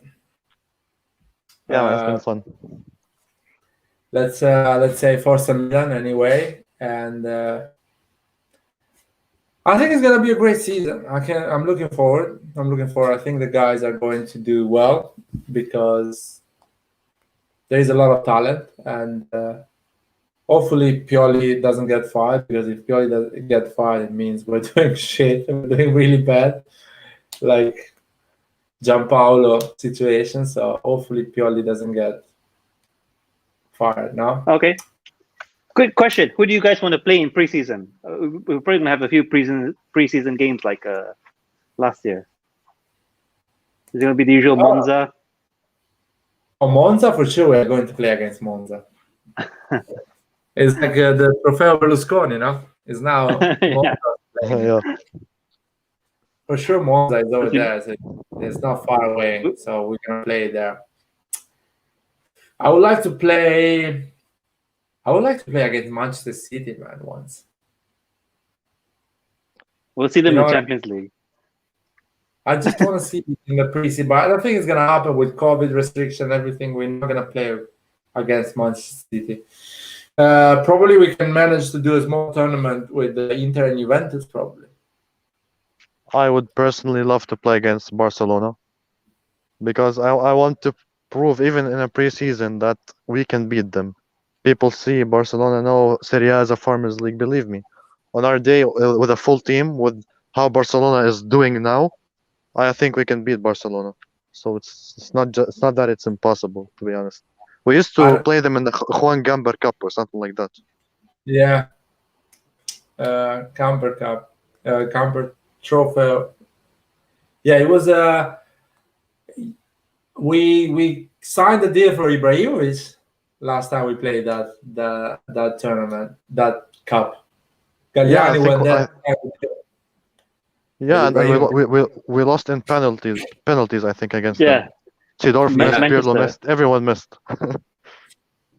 That was interesting. But yeah, I would love to play big teams just to see how the guys are physically and how prepared they are. But I don't think it's going to happen with the COVID restriction. If we play against Inter and Juventus, we are lucky. I think we're going to play that to see a bit to test, and hopefully we'll lose all of them. So people think, oh, these are shit. So we're back. Oh, guys, let's go. I'm saying good night because it's really late here. But you guys, I don't know what time is over there. I think it's late as well. Yeah. Yeah, it is almost 1:30.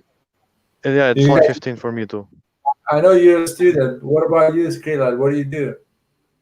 I gotta wake up in about 6 hours for work. Good night to everyone, guys, and Forza Milan. Forza Milan. Good night. Forza Milan. Everybody. Thank you all. Bye.